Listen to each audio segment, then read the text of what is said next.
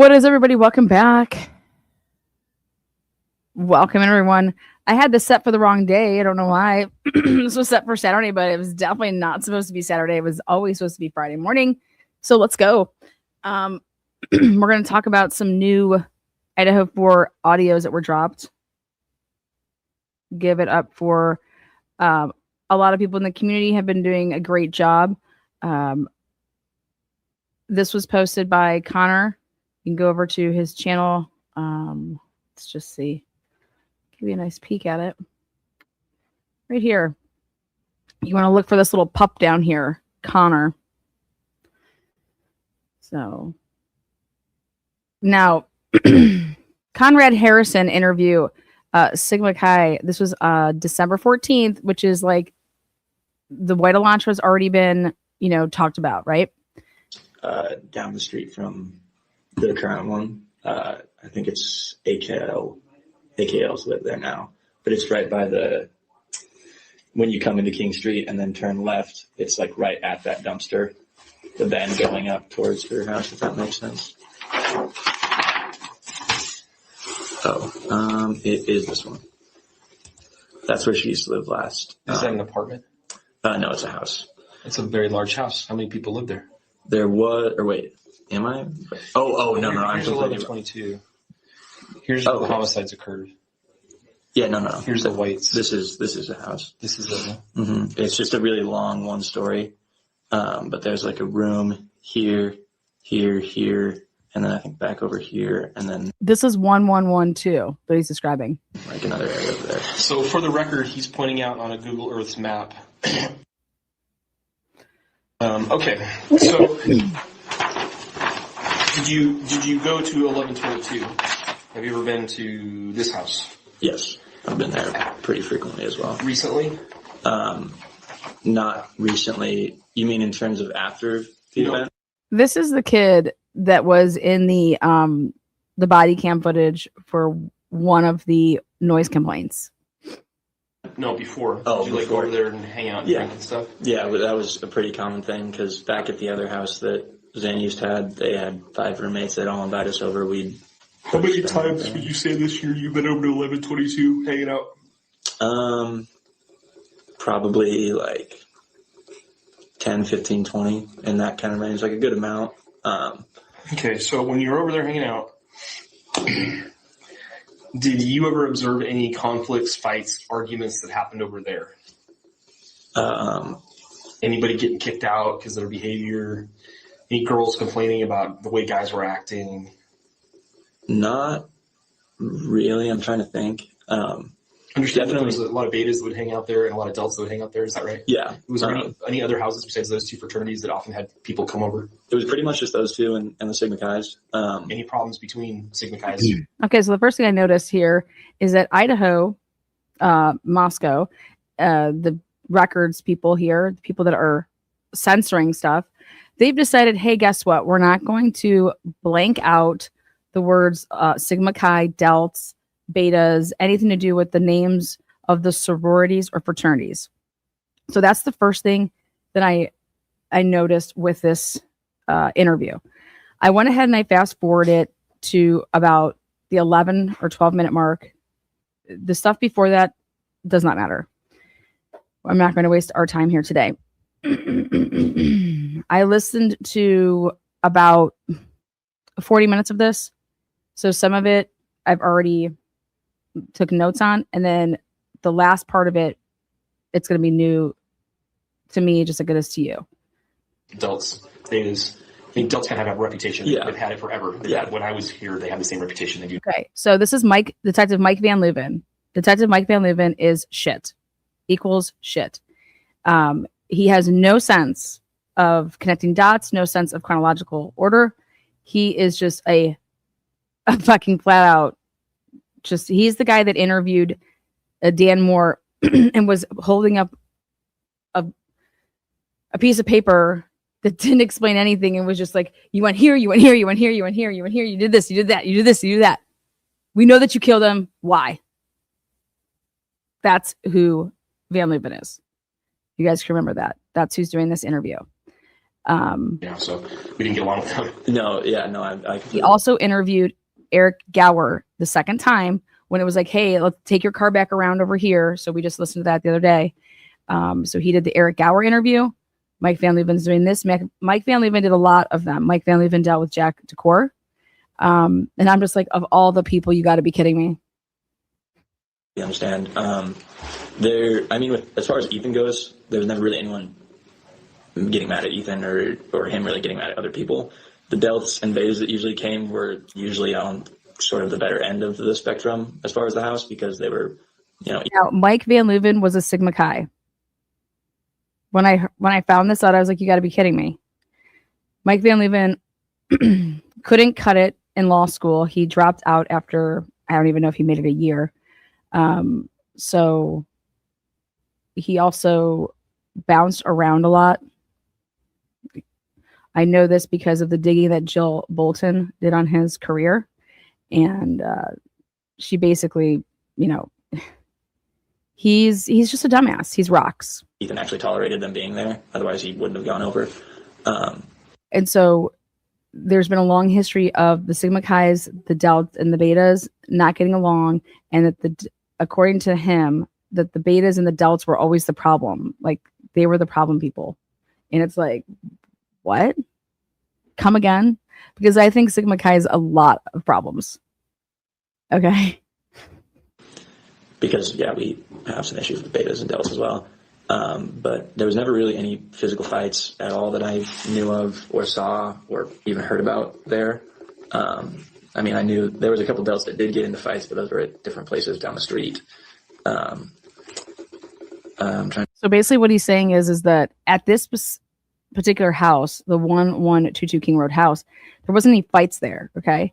But I do know of other times that there were fights, and it was just down the street, okay?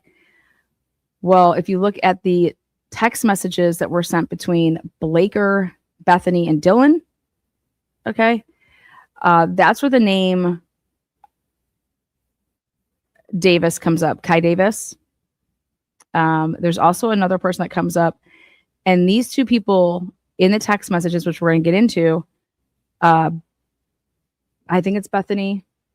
It's either Bethany or Dylan, but I believe it's Bethany, is telling Detective Blaker how Kai Davis and another person got into a fight. I think I never really heard anything or saw anything for any issues with girls or anything. Did the girls ever complain about anything? And this is what should just mind blow everybody. Blaker was given the name Kai Davis so early on in this investigation, and he never went. Meaning, Dustin Blaker supposedly never talked to Kai Davis. This is where Ann Taylor was like, we want the interview with Kai Davis. We don't have, what are you talking about? There's no interview. There's no interview. Then this is when Payne goes ahead and calls Kai Davis in like 2 years later. Come on, let's come in and let me interview you. Like, no joke, interviewed him in 2025, I think. Potentially 2024. But regardless, it was literally like 2 years after the event. Like, what was Blaker doing?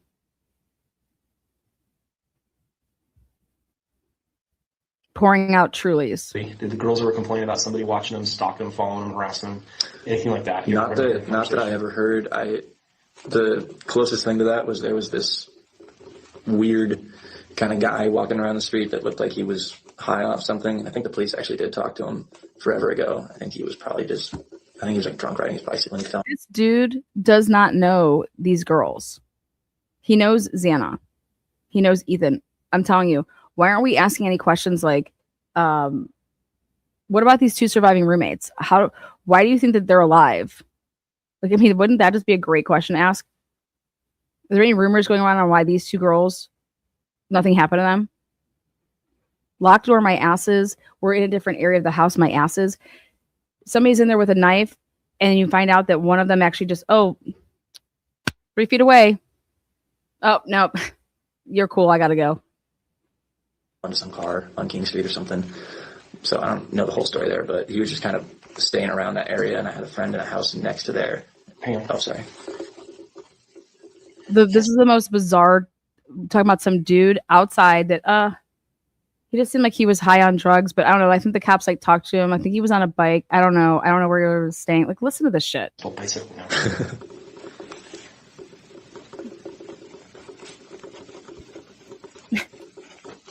Van Leuven.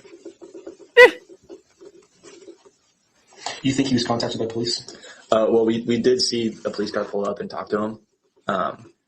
So they didn't arrest him or take him into custody. So I assume that whatever was going on was relatively harmless. This was probably about a month before everything happened. The only reason I mention that is just because I had a friend who's female who lives in a house. It was on the other side of the street of the one I just showed you, Santa's old house. Mm-hmm. She lives over there, and she said that she saw him kind of just out pacing around outside her window, and I just texted her to say, like, hey, do you want me to go over there and kind of check if he's still there? And like, What was her name? Her name was, I believe it's her last name. Do you have her number? I don't have her phone number. I have her Snapchat. Was she in a house? She's a DG. So I texted her because I saw her outside originally when all the police were out there and everything. And they're out next to the car. So I just texted her to ask if everything was okay, if something happened. And she was like, no, like everything's fine. There's just this kind of weird, basically crackhead looking guy outside. And then she was like, I went inside. And then I was like, and she was like, he hasn't left. And I was like, okay, well, if you want me to go do something or go get the police back on the phone or call someone, we can. And she was like, it should be okay. And then he ended up leaving later. So he's drunk maybe. He crashes his bicycle into a car. The police come. They make contact with him. And then they leave. And they leave him there. Mm-hmm. And he continues to loiter in the area. Yeah. You have a phone call or a snap with her. Yeah. And then he finally leaves. And this happened about a month before. Yeah. Okay. Do you think he still lives there? Who is this? Who is this person about a month before in, October? Who is this person? Lana, what speed do you have this on? 1.25. It's not that fast. I believe she does. I don't know if she'll be living the next semester, but she isn't at a house. It would have been, I think it's one of these like apartments around here. I'm not really sure necessarily what this house is. I've been in there a couple of times and there's like multiple stories, but each seems like a different apartment. Okay, so sure. For the record, he's pointing out on the map. I think it's crazy that you cannot point that out on the map and say what it is.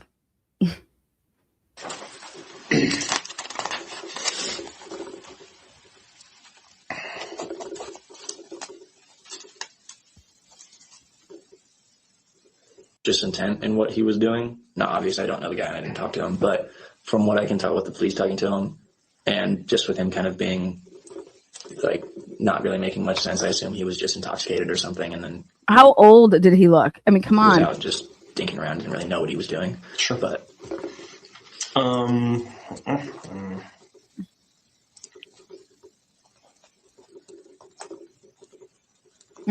What do you as think? far as girls over at Xana's, I never really heard anything about them feeling uncomfortable or people were stalking them or being weird or anything. It was usually a pretty safe and fun environment. Everyone who was there pretty much knew everyone else who usually came over, or at least just saw them around it enough to know who they were, and there was never usually any issues.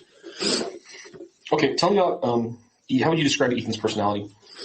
He was just kind of like I said before, he was just very happy. Okay, so this was a victimology interview. This is what this was supposed to be, is a victimology interview about Ethan. Kind of go-lucky guy. When he set his mind to something, he would do it. Didn't really matter what it would be, but he would just kind of hang out, and he was always just kind of a light to whatever kind of room he walked in, if that makes sense. Yeah. Just a very, what's the word? Very genial and just very good with people, kind of wherever he went. He has personality. Okay, he's personable. He's charming. He's respectful. Any unusual? He's engaging. He's not shy, but he's not like, awkward. He's someone that can strike up a conversation with, if you're 80 or if you're, 20. I mean, do these kids learn anything? Can these kids all go start taking communication classes? Like, you're not graduating college anymore unless you go and take communications 101, 102, 103. Fuck it, 301 if you need. I mean, this is ridiculous that nobody can communicate anymore. Personal habits of his? What do you mean? I don't know. Did he smoke a pipe, or did it belong to some club that you guys didn't belong to? Oh, gotcha. Pipe. Usual personal habits of his? Personal habits. What do you mean? You don't know what personal habits are? The fuck? Sorry. I am sorry, but how do you not know what are some personal? And then his examples are, I don't know, did he like smoke a pipe? What? Sorry, but man, Lumen, you just suck, dude. You are just so fucking bad at your job. Okay? Fuck shit. I basically interviewed Peggy Gunn. Okay? Best conversation ever, right? Holy shit. What do you mean? I don't know. Did he smoke a pipe, or did it belong to some club that you guys didn't belong to? Oh, gotcha.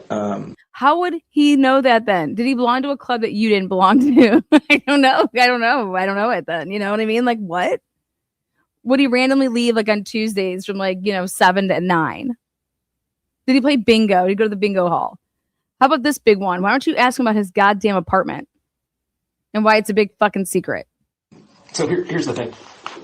So he has his Greek family, right? And then he has maybe people he goes to class with. And then he has his actual family back home. And then maybe if he had a summer job, he's got a few people over there he's connected to. So the purpose of this is to look for connections to other groups of people, however small that group is, maybe only one person, but a connection he has outside of what we know. So, did he have anything unusual? Did he play any sports? Was he involved in a crash? Did he take flying lessons? I mean, just random stuff that you'd be like, yeah, that's weird. He did that, but the rest of us didn't. I mean, he wasn't too eccentric of a person. He played a lot of sports. I think he played basketball and soccer. Intramural. Well, up here he played a lot of sports intramural, but for a while back home he used to play soccer. I think him and both played for about 9 or 11 years or something like that. So, and then he was really good at basketball. He had played that for a while. So was that like club soccer? I believe so, but I'm not sure. I just knew that they did. And then, yeah, it was mainly just kind of the top three, I think: soccer, football, basketball. He played a lot of video games. I think he used my Xbox more than I used my Xbox when I lived with him. Did he ever play games with other people that weren't affiliated with the house, like somebody, like an old friend back home, or? Usually it was with guys in the house. I think there was a couple times where I'd hop on with him or see him playing with someone on a gamer tag I didn't know, but I don't know their name. I never asked. I just assumed it was someone he. So something I can tell you about Ethan is at Xana's house, there was no video games. There was no Xana had a TV in her room or something like that. And no, none of that. Okay. In the living room, there was no PS4 or 5 or Xbox, nothing. So in order for him to do any of this, he basically would just sleep at Xana's, then get up in the morning and then go to the Sigma Chi house and just hang out in the apartments of people. And so he would actually play in the presence of the people that he was playing with. A lot of people that do gaming, you're playing, but you're at your house, they're at their house. Okay. I swear this is why kids aren't hanging out with each other anymore. This is why there's, hey mom, can you take me over to Charlie's? Or hey mom, can you there's none of that anymore, because it's just I'll just play with Charlie online. It's not good, if you ask me. Either been swatted up with in the game, the game put him into that lobby, or he's just a stranger, just some random person. But what I love about Ethan is he didn't do that. He actually got up in the morning. This kid tells us that Ethan ended up getting a 3.3, which is freaking awesome. I'll tell you this: if you have attention deficit disorder and you go from having a quiet environment, which Ethan was in a quiet environment at his home in high school, so then you get to college and you are in a dorm, okay, or a house like the Sigma Chi house, you have to be so. First of all, you have to be really disciplined for yourself, but you have to be able to also tell people no when they want to do stuff. no, I have to do this, or because you're always constantly getting asked that. But then it is so much louder. Like that's the one thing that was very difficult for my transition into college. I was like, dude, what the hell? Do these people go to sleep? Like it's just so loud. And I could not focus. Like I cannot focus like that.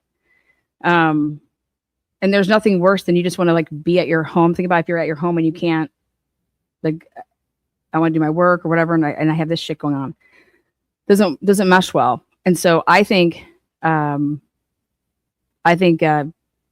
suffered from that, and I think that had a lot to do with his decline with his schoolwork, and then he was able to bounce back and got a 3.3 from obviously way not good grades. To be able to bounce back and do that, you're changing your environment. I'm telling you, that's really important. Or care to know, if that makes sense. Any changes in his personality recently? Any changes in his habits, emotional outbursts? Not really. I mean, up until everything happened, he seemed like the same person to me. Okay. We talked about potentially risky behavior, excessive alcohol use, drug use, that sort of thing. So what he talked about earlier was that Ethan he took Adderall and he didn't have it prescribed though. This is what I think is interesting, is that because I would see that Ethan's parents would totally seem the type to me that if you tell, Ethan would have been able to tell his parents pretty much anything, which I love. Hey mom, I took so-and-so's Adderall and I was able to focus and like, I'm actually reading stuff and retaining the information. I don't gotta read the chapter like 7 times. And because I'm like, after I read the chapter, I'm like, oh my God, wait, what did I just read? I'm zoning out. That's what I see a lot with when you talk about anybody that has attention deficit disorder. So the thing is that they will read something or they're in a class and someone's trying to teach it to them verbally and they're zoning out. And Adderall helps you focus. And when you hear the stuff and you read the stuff, you actually retain the information. So what this kid tells Van Leuven is that Ethan would get prescription. He would get Adderall off of kids at school that were selling it. And Van Leuven's like, oh, so is there some like big Adderall, dealer here that we should know about? It's like, what the fuck? He's like, no, there's nobody that's like this Adderall dealer. It's a lot of people in college when they get it prescribed to them before they get to college, they have their prescription that they get filled. You have kids that will sell their pills to make money just for the purpose of going out to the bar. Or so if they get however many pills they get, they're like, okay, here, I can spare like, I'll give you, like, I'll only take half, so I can give you half. And like you're in your mind trying to figure out how many pills you can get away with selling to make some money to then do, X, Y, and Z with it.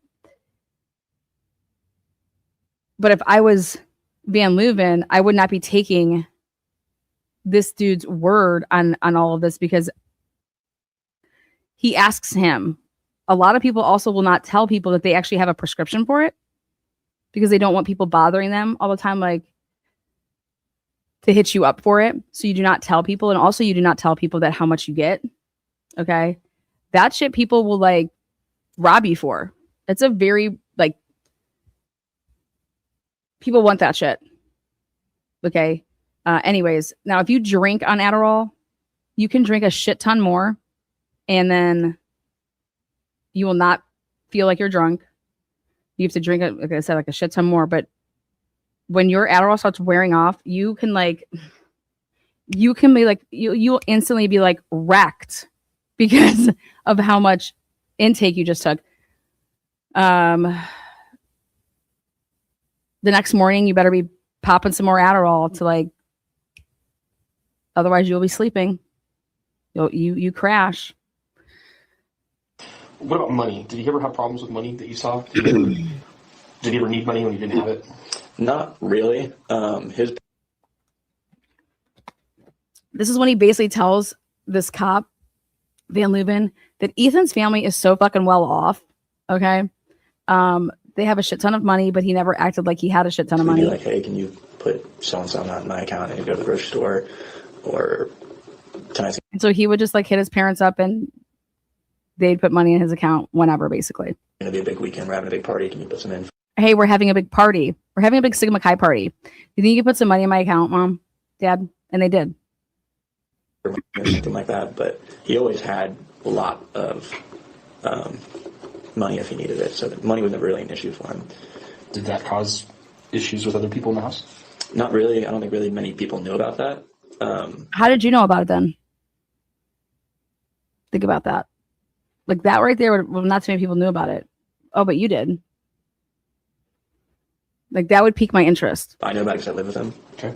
I knew about it because I lived with him.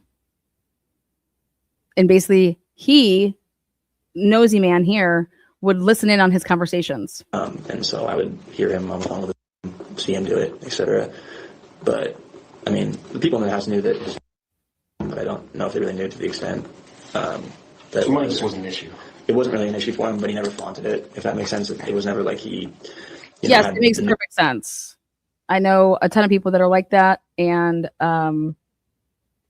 there's people that you would never think when I was growing up, or that even in college, that they had money, their families had money. They weren't show offs with it, but yet you knew that they definitely, come on, they don't have a job in college, right? And they don't go without.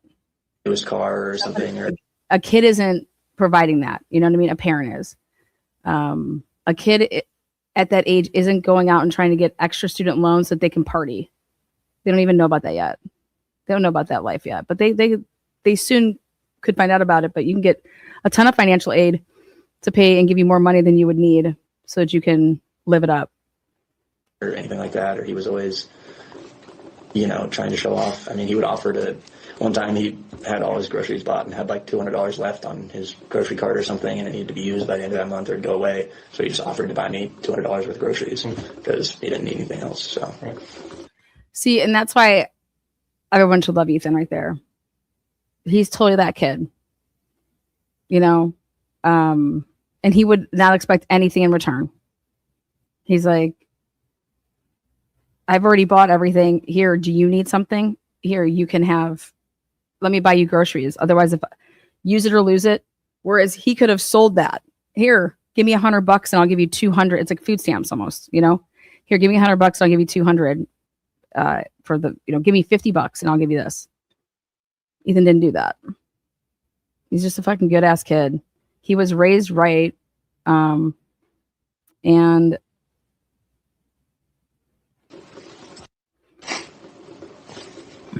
it's just fucking awful. Take any classes online or? I think most of them were in person. I think he might have had a few online, but he never really went to them. At least when I lived with him. You didn't go to his classes? Sometimes he would. Van Leuven, are you a moron? Yes, no, he didn't go to classes. That's why he fucking got like a 1.0. He wouldn't go to his classes. For him to just that response, then you don't know shit. Why do you think? When I lived with him, why do you think he was put on probation? He didn't go to class. Okay, he did not go to class.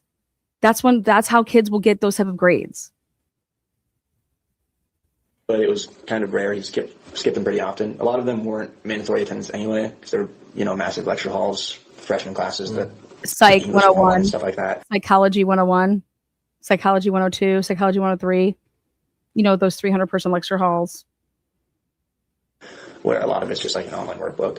And I think he had some classes that were just like that, like just basically an online workbook. Mm-hmm. So you never really had to go to class.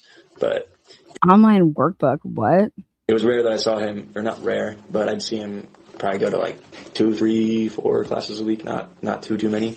And I don't necessarily know his whole schedule if he was skipping. I know he skipped some, but I don't know to the extent. But he was home a lot of the time when I lived with him. And a lot of the time he'd kind of just blow off schoolwork and classes. He wasn't, at least when I lived with him, he wasn't the best student. That changed after he got, of course, deficient and had to move out of the house. Deficient. Then he got it back on track. But when I lived with him, Okay, so I have a question.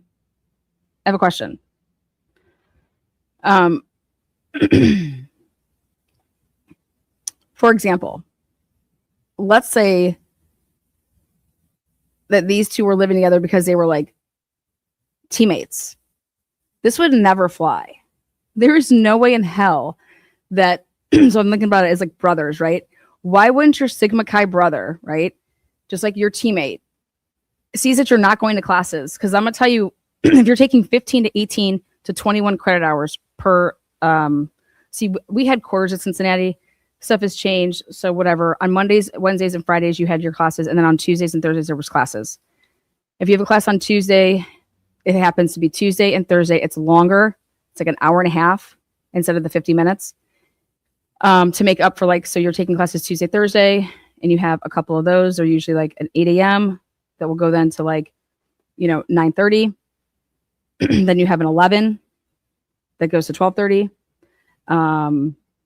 And then they have like 1 to 2:30. Like that's what I remember my different schedules of. And then you have some night classes that they would give. The criminal justice program at Cincinnati had a ton of night stuff because we had a ton of people that were teaching at the university because criminal justice was the #1 program at Cincinnati in the country. And we had a lot of people that were teaching that had jobs with, I remember one of my teachers, I loved her. She was with the prisons. And I took any class that she offered. I just thought it was interesting. She made it interesting. Loved her. Absolutely loved her. I should look her up. I wonder if she's still alive. But for this kid to know that he wasn't going to class, what are you doing? Why wouldn't you like, hey, you got to go to class. Come on. Blows me away. There's no way that my teammate would have been like watching me not go to class and just being like, what are you doing?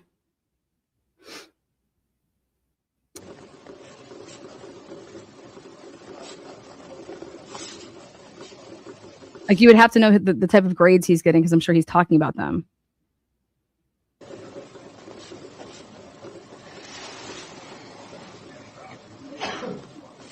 Who would you say that his top 3 best friends are? Would you count Xana as one of those, being a girlfriend, or would you ask for someone else? No, just guys. Okay. I'd say probably number 1. Peter. I can help you spell that if you need to. Peter along number 2. Even though he was his brother, he was, I would say, one of his best friends. And then his brother, even though it was his brother, one of his best friends. So Peter, his brother. I'm trying to think of other guys in the house. Probably he doesn't go here anymore. I'm trying to think of other guys in the house. Probably he doesn't go here anymore. I'm interested in that name. But he doesn't go here anymore, but like they would text him all the time. Yeah. So this is going to sound like a very formal question, and it is, but it's actually worded pretty well to cover what I'm asking, so I'm just going to read it. Inquire as to any instance where the victim ever discussed or displayed fear, concern, or discomfort about a particular person or situation. Not really. I don't think he was ever scared, angry, disgusted about really anything. It was very rare that I saw Ethan in a negative, emotional. Yeah, Ethan was happy-go-lucky. Like, you know what I mean? Sort of mindset. He was always just kind of happy, and if something bad happened, it was always kind of like, well, what can you do? You just move on and do better, kind of thing. Yeah, shit doesn't linger. Yeah, I never noticed any. Just that's an athlete, definitely. Like people that sweat the small stuff, I don't understand that. Stress or issues like that. Was there? I think maybe just some of the delts. I don't know if I necessarily know names in specific, because if Ethan didn't like you, he just wouldn't really hang around. So I never really saw those people. You guys, makes perfect sense, right? This is what I say all the time. I'm like, if you don't like someone, or you just, I don't even say that the word is like, if you're just like, like, you don't hang out with them. And that's just it. Like, there's none of this, like, and then I don't know enough about them, because the first time I was ever around them, I was just like, please, you know what I mean? No, thanks. For me, sloppy drunks is the worst. Like, we would always, when we I don't want to hang out with you when you're like, I want to go have fun and I got to fucking look at you. Like, please, I'm good. I'm not babysitting anybody. I want to have fun. We're going to go fucking dance our asses off. We're going to like, just like laugh, make fun of ourselves. I don't know. It's just, we would have people over in our that was just great. a lot. Not a care in the fucking world, man. Like, not a care in the world. All the people who showed up were friends with Ethan. So those are the people that I really saw around him. I never really saw anyone that he... Besides Xana, did any girls take a romantic interest in him? Not to the extent of Xana. He didn't date anyone other than Xana up here. Well, that's dumb. These girls are dumb over there. You can't spot a kid that comes from money. You stupid asses. Come on now. I can't believe that he... Wow. I'm trying to think. I mean, let's not kid ourselves. A lot of those girls are looking to catch on to somebody that has money, comes from money.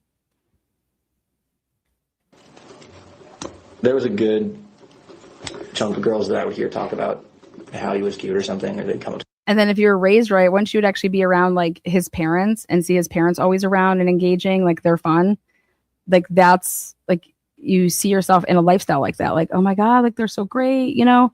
I love his mom. I love his dad. Like, that's a big thing with, come on. Like, if you're not thinking about that, you're lying. Or you need to start like, whoop. To me and say, hey. Remember, when you marry somebody, you marry their fucking family. Like, please teach your kids that. You know, your roommate's kind of cute or something, that kind of stuff. No one really ever went super far and acted on it. Nobody with a pissed off boyfriend? No. Anyone who was ever interested in him like that was always single, from my knowledge. Okay. Either you're interested in him, even if they weren't. I never really saw that, especially because of Xana. She was very well respected, and both of them were, so. Do you know if you ever cheated on Xana? No, I mean, I don't know, but you know, that's but from what I do know and seeing them together all the time, no, I don't believe that he ever would. Okay. Especially living with him and knowing who he is. How did you ever see him like interact with other guys that were out of the house that he didn't know? They were, for instance, in Rush. How was he around meeting people for the first time? And was he socially awkward, or did he get along really easily with people? Super easily. He was actually, him and Hunter, I think, were the most bid on kids ever at U of I. You guys, they were the most bid on kids because these fraternities know what they need. You need money to pay for these parties. You want kids with money in your fraternity. This is not this is a no-brainer. Of course, they'd be the most bidded on kids. Sorry. It's facts. Those are the facts. So if you want to talk facts, money is why they were bidded on.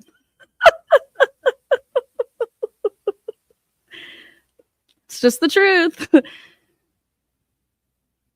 Or something like that, or in the last like 10 years, it was crazy. They got more bids than, like, there were houses that told no and still got bids from. I wouldn't be surprised if you have to fill out a questionnaire and you have to answer what your parents do for a living. I would not be surprised. Because, yeah, on the final day, it was like you could only get 5, like a maximum of 5. And I think I got something like 7 or 8.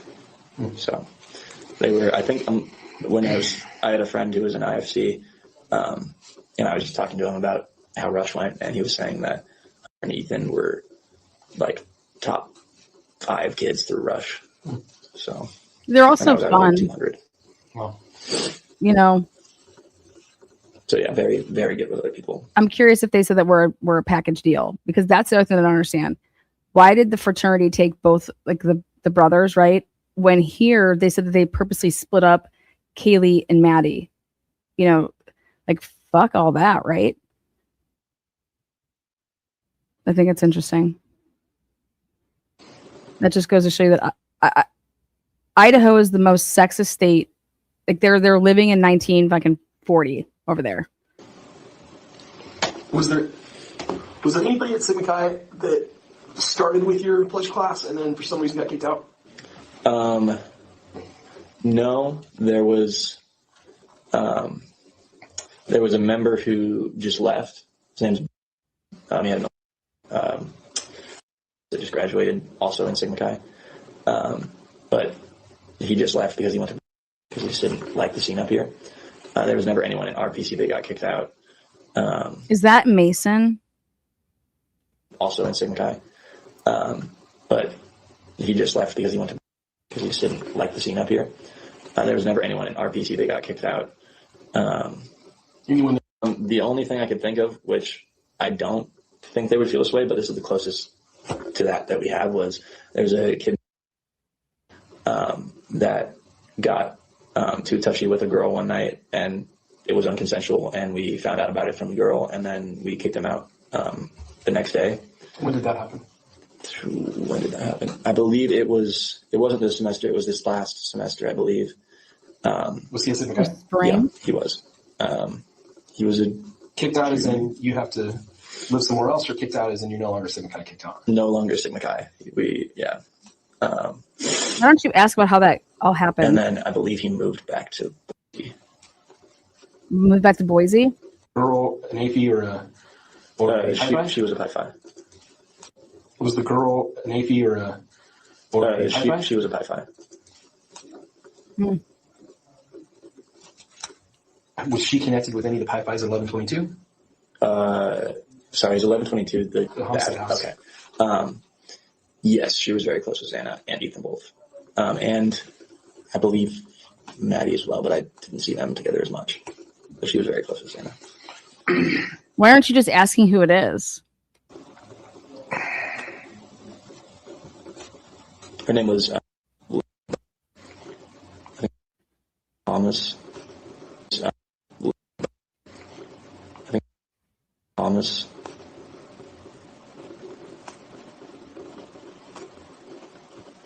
Her name was Thomas.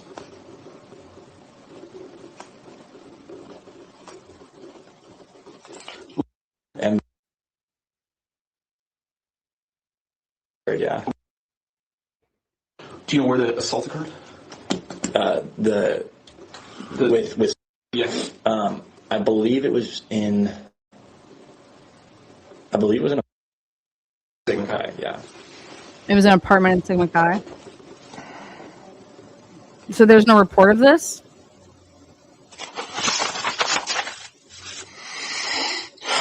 At that time when that happened, were you guys was Ethan and Xana and you guys, were you going? Wouldn't you ask if this was reported? Did the cops get involved? Did the cops get involved? Wouldn't you ask that? Over to the area? Were you going over to the area and hanging out over here? When the assault happened? Yeah. I don't mean that night. I just mean in general. Had you started to go party at these off-campus houses at that point?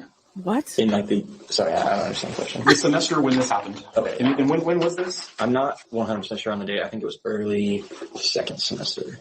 Of this year? Of last year. Of last year. Of last year. It didn't happen this semester. It's spring, motherfucker. Spring. So just ask. So spring of 2022. So that'd be like because you have, what do you have here? You guys have fall and then spring. They're not on quarters. So you kick off the school year at the end of August. You go until the middle of December, and then you're coming back in the middle of January. You got fall, spring.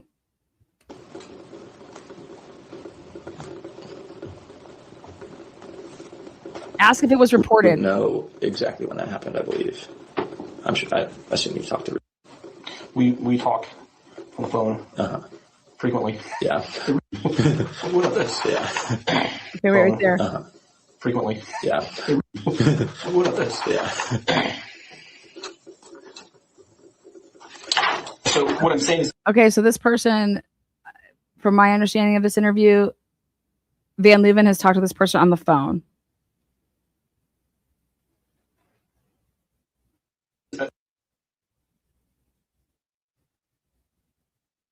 so early second semester of last year, were Sigma Chi's regularly coming to off-campus parties over here? Yeah.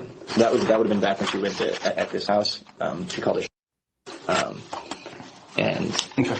yeah, we would. It was pretty often. Ethan was usually over there because I believe at that point Xana and him weren't officially dating, but they had just Was going over there too to parties? no, never really came over there, at least that I knew of. He was, and he kind of just stuck more with that kind of crowd of his. Didn't like when there was a party going on at Sigma Chi, he would come over because there was a party going on at Sigma Chi, but he wouldn't go out of his way to go to like other parties. If like the Sigs were going off campus to some other house, he wouldn't join us there. He wasn't a great member anyway. He kind of only showed up when we were doing an event or something. How would you characterize his personality? Is he confrontational, violent, angry? I mean, friendly? Not friendly. Well, I mean, he's kind of friendly, but he's the kind of guy who is just a drunken idiot. Like, he gets drunk, you can't talk to him, doesn't matter what you tell him, he might get aggressive with you. He doesn't really. How would you characterize his? Like the Sigs going off campus. Crowd of his didn't like when there was a party going on at Sigma Chi, he would come over because there's a party going on at Sigma Chi, but he wouldn't go out of his way to go to like other parties. If like the Sigs were going off campus to some other house, he wouldn't join us there. He wasn't a great member anyway. He kind of only showed up when we were doing an event or something. How would you characterize his personality? Is he confrontational, violent, angry? I mean, friendly? Not friendly. Well, I mean, he's kind of friendly, but he's the kind of guy who is just a drunken idiot. Like, he gets drunk, you can't talk to him, doesn't matter what you tell him, he might get aggressive with you. He doesn't really, at least from what I can tell, never really meant any ill will by it, but was just kind of like a get the hell away from me. A hard Who out. do you think you are? Like, kind of arrogant. Do you think he resents Sigma Chi for kicking him out? To the point where he might want to do something to hurt Sigma Chi? I don't think so. So he didn't remember the incident. He was blacked out. Still doesn't remember it happening. It would have been, I believe we talked to him about it. And said that someone talked to him about it and said that he felt extremely terrible, had no idea that he was even capable of something like that, was really, really going through a lot of hard stuff and issues, and felt, terrible about that. So, I mean, despite him being somewhat arrogant and kind of rude and abrasive when you kind of meet him, he was someone that understood, like, his own pitfalls, I guess, and, had empathy and felt sorry for them. I personally don't think that he would try and get back at us because he already felt so terrible about what he did. Did he object to being removed from membership? No. So let me get this straight. There was an assault, and the way that this was handled was internally, we're kicking this person out of Sigma Chi, but we're not going to report this to the police. Is that what I'm gathering here?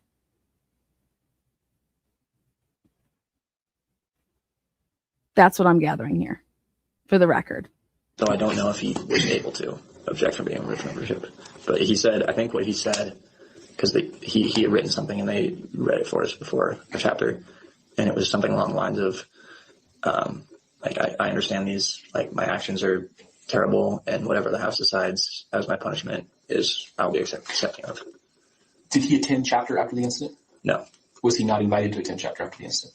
He chose not to. Because he felt very bad and embarrassed, obviously, about that. So if he wanted to, he could go address the house, and he chose not to do that? Yes. Okay. Well, I mean, I think he left it with just a letter as his addressing of the house because he really had nothing to say. Okay.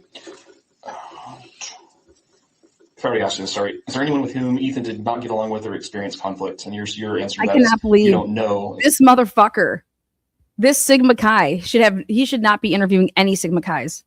This is a conflict of interest. How do you not ask if this was reported to the fucking police department? You want to know why you didn't ask that, Van Leuven? Because you're a Sigma Chi. And because you know it didn't get reported. Because you know the rules. Ridiculous. Unbelievable. Unfucking believable. I just want to let you guys know something. Athletes, something like that happen, that'd be all over the papers. Career, bye-bye. Reputation, bye-bye.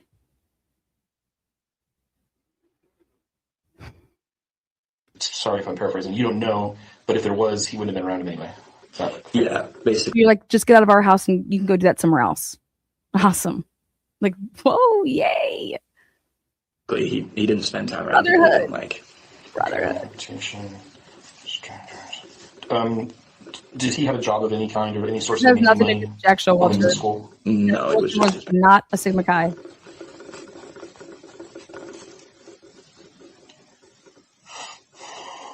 Past employment, are you aware if he had a job in the past summer? Yeah, he used to work over, I think this most recent summer, he worked in. How is that being redacted? How is where Ethan worked being redacted? Unfucking believable. At a flower shop in Mount Vernon. Trash. Fucking trash bags. The tulip fields? I believe so, yeah. Any other individuals from other universities besides U of I?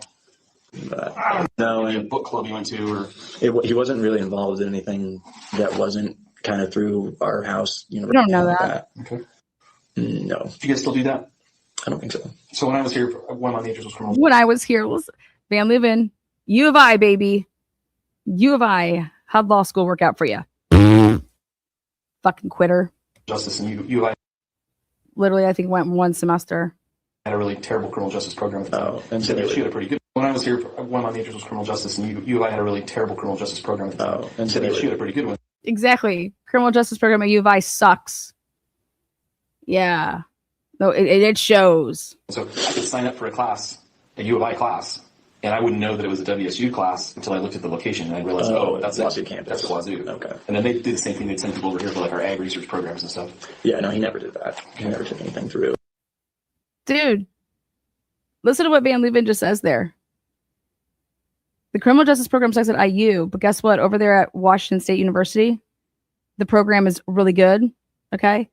And you could actually, when you're at the University of Idaho, be taking classes, but you travel over there to Washington because why? I want to hear more about that. But hot damn, Van Leuven, it was right underneath your nose and you couldn't even see it. Washington State.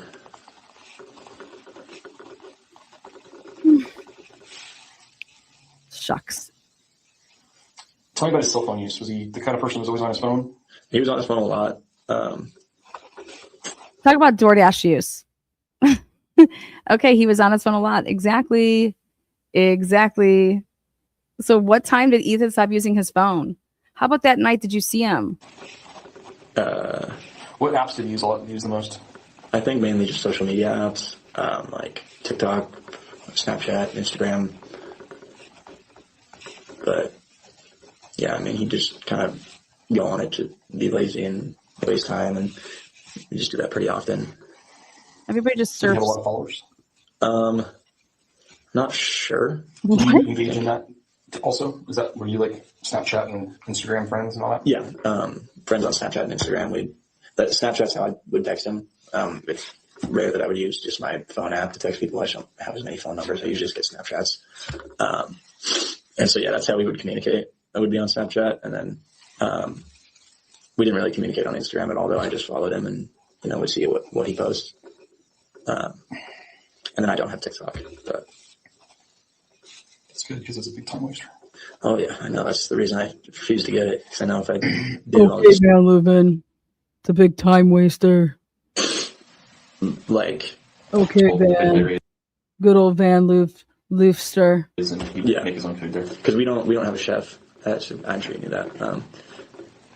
But yeah, he would just get stuff and eat at the house. He usually just ate a lot of mini corn dogs and Diet Coke. He didn't have the best diet, but Wait, mini corn diet? dogs and Diet Coke. He didn't have the best diet, but Oh God, Ethan, how did you drink Diet Coke? Ugh. Okay. The taste of diet makes you want to like vom.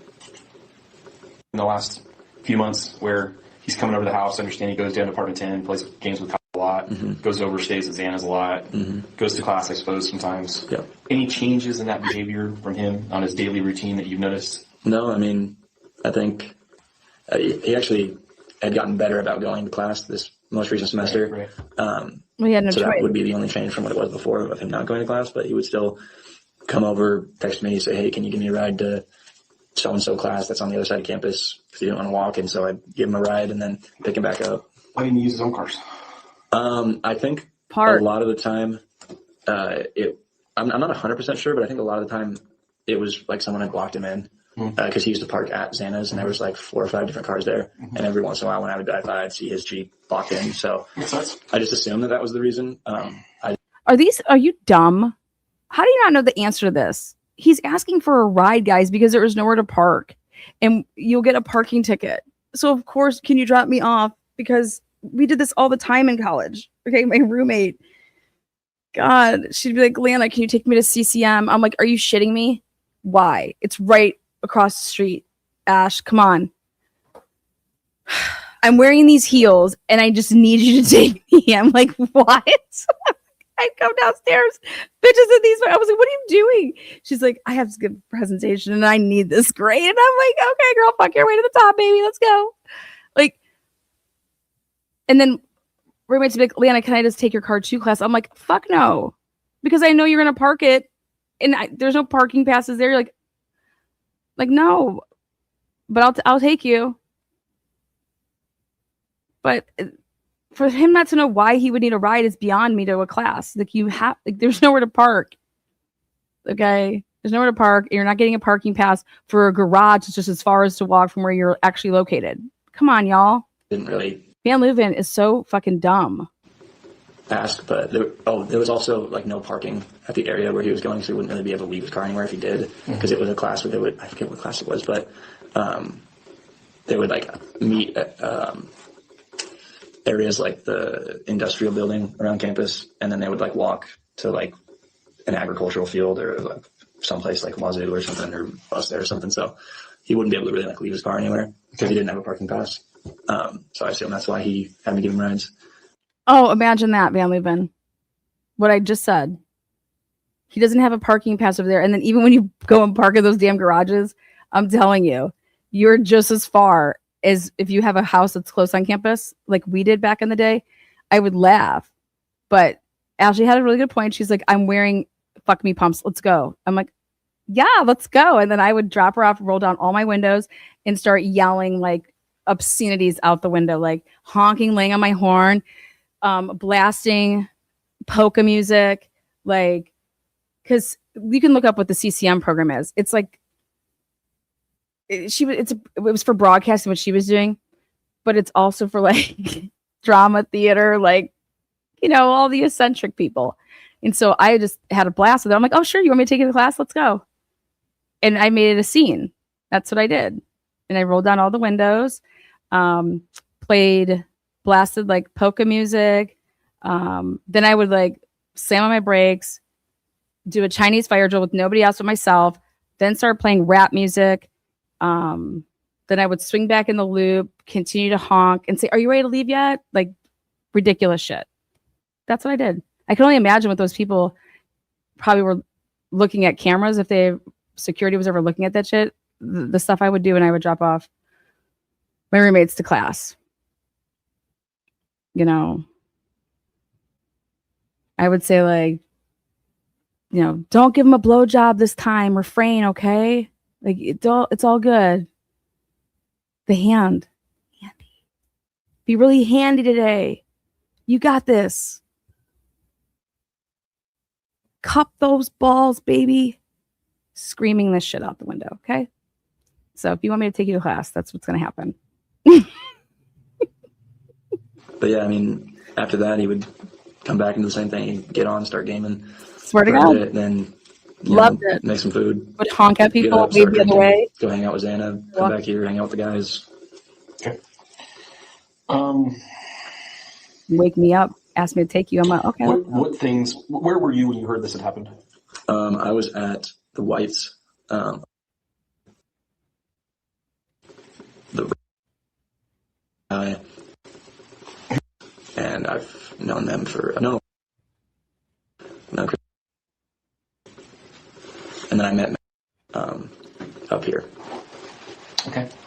And who told you? Who is? He's also a Sigma Chi. Is he older brother? Or, no, this is David Berriage. Oh, okay. Yeah. Not older. I guess. He's a Sigma Chi. How did he find out about it? I can't remember exactly how he found out. I think it was an extension of being friends with him. You can get along with David? Yeah, he did. So, when you found out about it, what did you think? What was your reaction? Well, at first I didn't believe it because, well, to give a little background, I'd originally heard, we were just watching football. It was football Sunday. We were just over there watching football. And I had seen the message that said they're investigating a homicide on King Street. And I assumed one person at first. And then I saw that it was, or heard that it was more people. And then I started texting people to see if they're okay. I texted Ethan and Xana. And then, because I knew that they were, obviously Xana lived there, Ethan was there a lot, and was there a lot too. And then I found out that it was 4 people. How? And originally I assumed it was some sort of like freak accident, like adult got drunk, belligerent, and, got in an altercation, someone smashed a bottle on their head, and, somehow they just died or something like that, right, is what I thought. Right. What? We're going to back this all up. When he starts talking about this is going to get good. Excuse me, you thought that Adele got drunk, took a bottle, like alcohol, like glass vodka bottle, and smashed it over someone's head?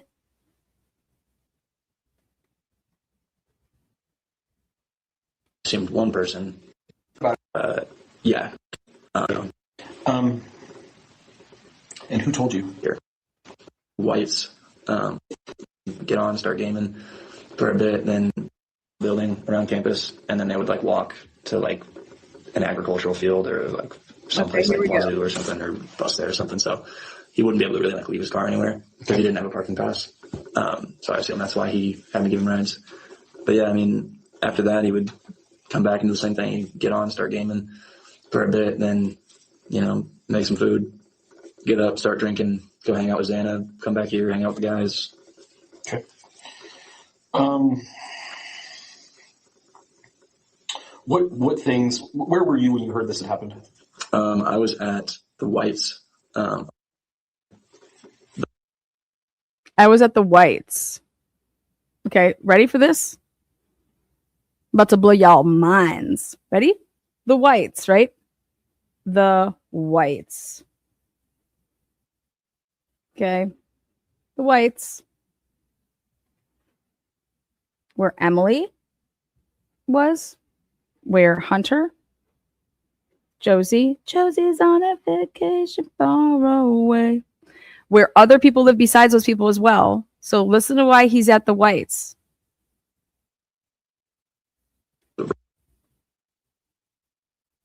Whose apartment is that? It's who's a Sigma Chi, who's a Sigma Chi, and Grandma who's a Pi Phi. Okay, we have a Sigma Chi and a Pi Phi. Okay.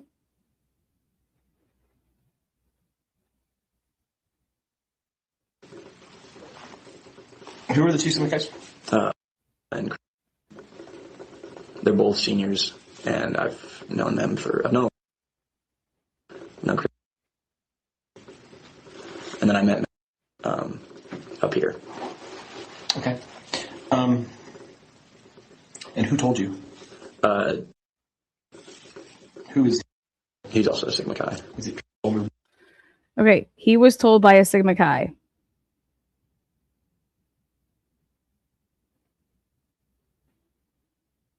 brother? Or, no, this is David. Who is? He's also a Sigma Chi. Is it older brother? Or, no, this is David Barriage. Oh, okay. Yeah. Niall Baraga. He's a Sigma Chi. How did he find out about it? Are they saying that was Ethan's brother? He found out from Ethan's brother? Older brother? Or, no. And who told you? Who is? He's also a Sigma Chi. Is it older brother? Or, no, this is David Barriage. Oh, okay. Yeah. Niall Baraga. He's like, no, never mind. They're the same age. He's a Sigma Chi. How did he find out about it? I can't remember exactly how he found out. I think it was an extension of being friends with her. You can get along with David? Yeah, being friends with her. You can get along with David? Yeah, he did. So, when you found out about it, what did you think? What was your reaction? Okay. Let's recap this. Okay. He's saying, when I found out about it, I was at the Whites. Okay. He's saying when he found out about it, he was at the Whites. How'd you find out about it? Well, let's back up. He says he was at an apartment at the Whites, and it was two Sigma people, and then a Pi Phi. Okay. Then how did you, or who told you? I was at the Whites, and then somebody tells him who's a Sigma Chi. And I believe that this is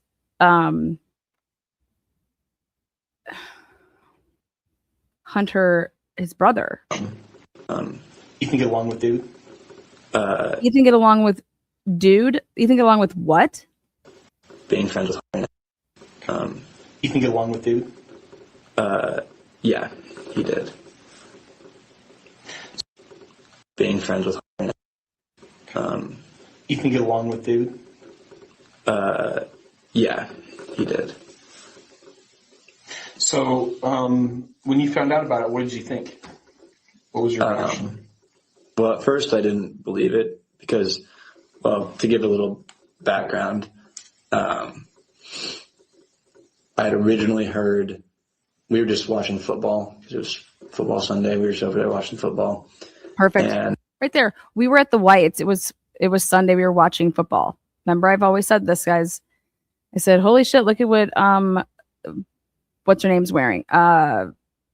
Bethany. Okay. And I'm about to blow your minds here when I show you something about all of this. We're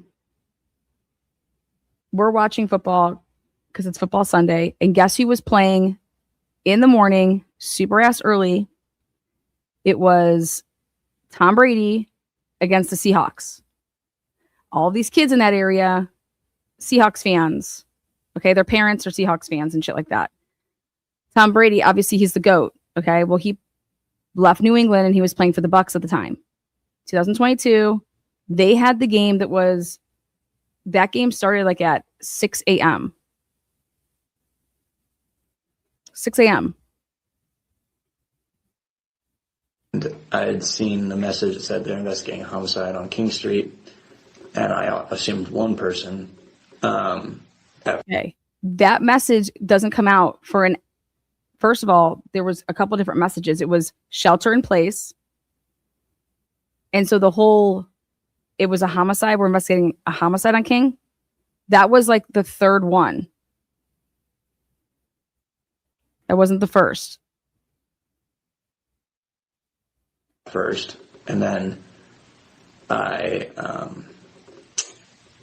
saw that it was, or heard that it was more people, and then I started texting people to see if they're okay. Okay, he says that he Snapchats people. Here he says, I started texting people. Right there, if I'm Van Leuven, I'm on it. Wait, you started texting people? Or were you using Snapchat?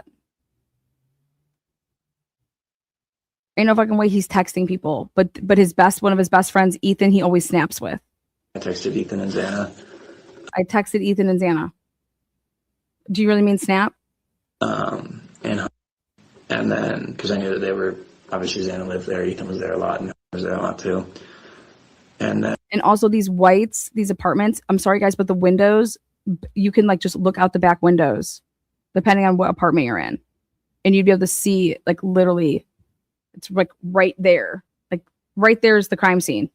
and I found out that it was 4 people. How did you find out it was 4 people? And originally I'd assumed it was some sort of like freak accident, like adult got drunk, belligerent, and, you know, got in an altercation, someone smashed a bottle on their head, and, somehow they just died or something like that. Right. Is what I thought. Right. And then What? That's what you just thought. But this whole time that you've been talking to this detective, nobody's violent.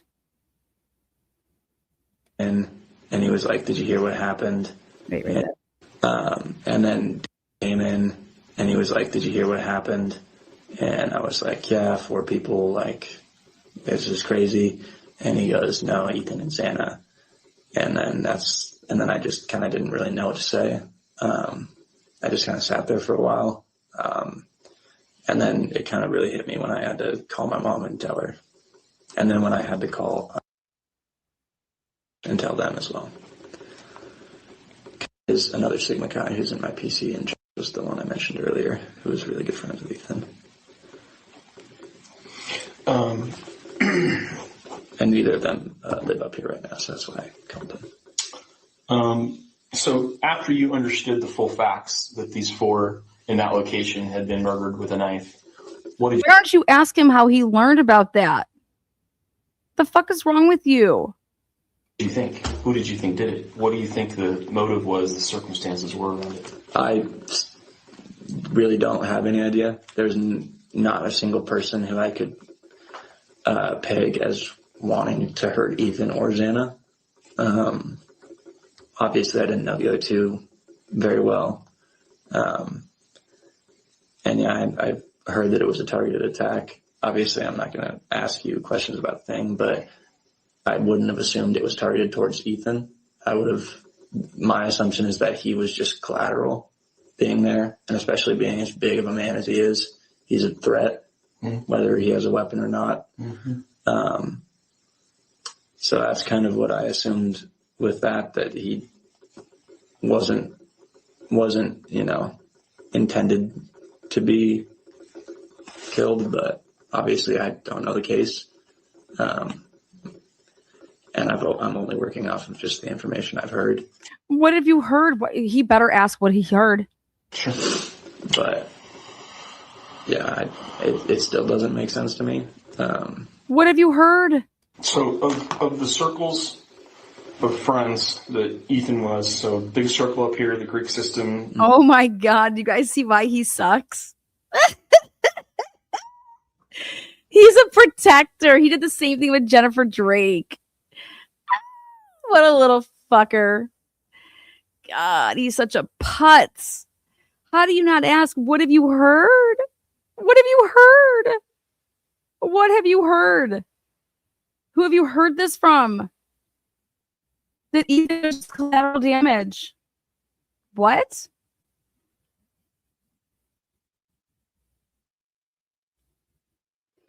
The university at large versus some random stranger.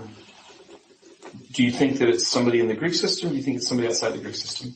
I think it would have to be someone inside the Greek system. Why? This is also going on a bit of conjecture because I don't know. That's what I'm asking. But, I'm asking you to speculate right now, so speculate away. Just thinking in my own mind, their front door had a code and would lock if it was closed. Mm-hmm. So okay, right there. So now we're gonna have somebody. So here, he's gonna do your work for you, Van Leeuwen. The door locked. Okay, the front door locked, and it has a code. Someone would have either had to be there enough to know the code. Granted, there was also the back sliding glass door, which isn't probably much of an issue to break into, mm-hmm. But I don't know where they did break into, or if they did break in at all. So they would either have had to know the code, which was not something they shared often. I didn't even know the code, and I was there a lot. So they would either have to know the code, or if they didn't know the code and didn't break in, then they would have to be someone that was there often enough for it to not seem weird. Because I mean, they would have big parties there where I would see people that I didn't know. But if there was just some random stranger there that no one knew, like, it would raise some red flags. Someone would be like, hey, who's this guy over here or something, or who's this person? And someone would probably go talk to them and be like, hey, what are you doing here? No one knows you here, something like that. Mm-hmm. So if they were there and had been there while people were there, I assume it had to be someone that they knew. Obviously, I don't know. And then obviously there's a chance that they, broke in through the back door or were hiding. So in that case, that doesn't really help. But do you know if it was common to make sure that the slider was shut and locked before they went to bed? Or was security really a concern for them over there? I feel like it was probably not that common of a thing, just knowing them. Oftentimes when they came back, when they came back to the house, they were drunk, because it was usually after a party or something or whatever. Excuse me. Or this isn't something you worry about in Moscow, Idaho. Exactly. Yeah. And I don't think we ever locked our doors to our Shut apartment. the fuck up, family. But nobody gives a fuck what you did fucking 40 years ago, you fucking idiot. Karen, $999.99, and then turning 20 new aliens. 20 new aliens. Speculate away, baby. That's what we want to do.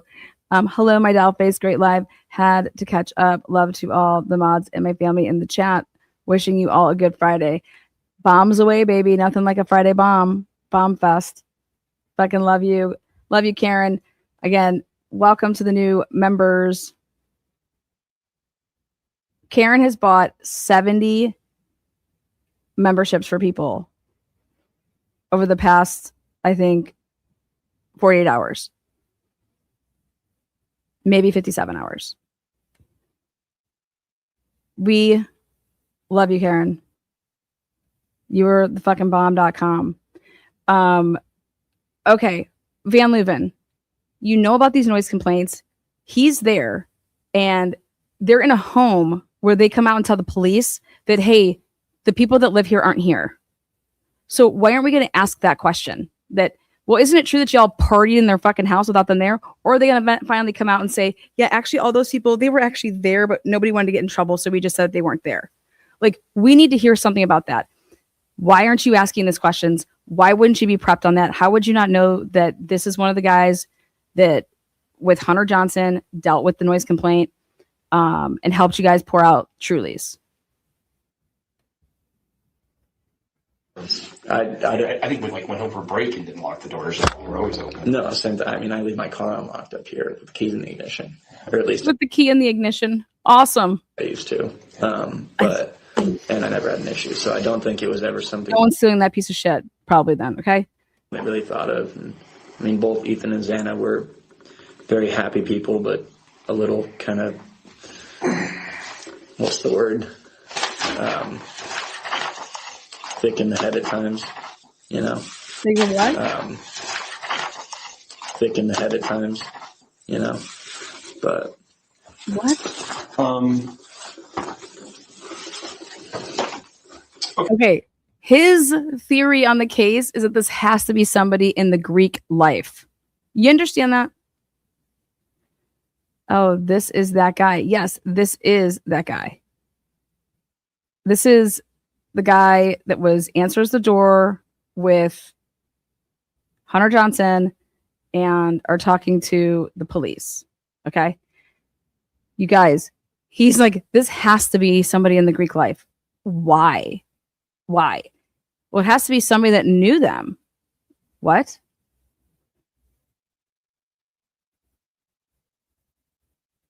Did you guys ever party with people from WSU? How would random people this is a house, this is a girl's house, first of all. This isn't Ethan's house. Okay.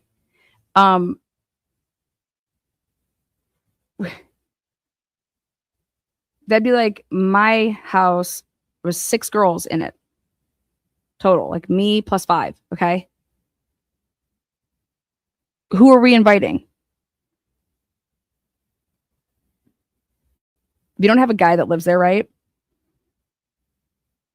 Don't you think we have guy friends that are athletes that would be there and that we'd probably have talked to in advance just to say like, hey, blah, blah, blah. Or like maybe it'd be like a non-said thing, but we would never be having, nobody is coming to our party that we do not know. And if a guy brought a girl that they were like dating, they would introduce them. Like I said, like we had no problem saying, who the fuck are you? What are you doing here? Who do you know here? Bye. Like this is our house. Like we'd have no idea who you are. Adios, motherfucker. Like peace. I don't. Okay, the night before, were you at the Sigma Chi party?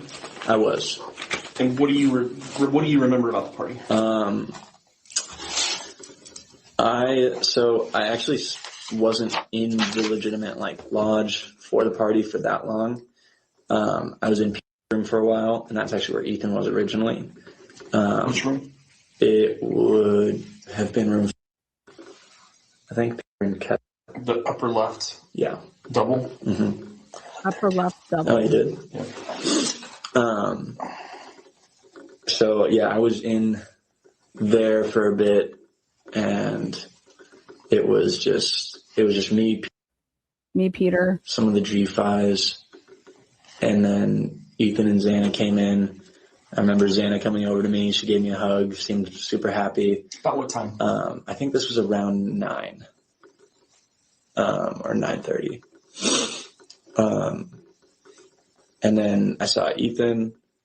what was he wearing? I remember saying hi, talking to him. I had pink lemonade brunettes, which was Ethan's go-to for a drink. What a shitty So I drink. remember offering him What is it? pink lemonade brunettes. What is that? It's just a flavor of brunettes vodka. Yeah. And it was his favorite because it was like $15. Where did he get that at? He would just get it from other people. Just somebody that was 21 in the house that could go buy liquor. Yeah, someone or another friend in another house. It didn't really matter. He'd just text someone and say, "Hey, you going on an elk run?" And they'd say, "Yeah, what do you want?" You going on an elk run?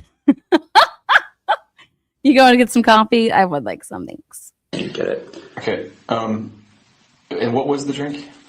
Pink lemonade brunettes. Pink lemonade flavored brunettes.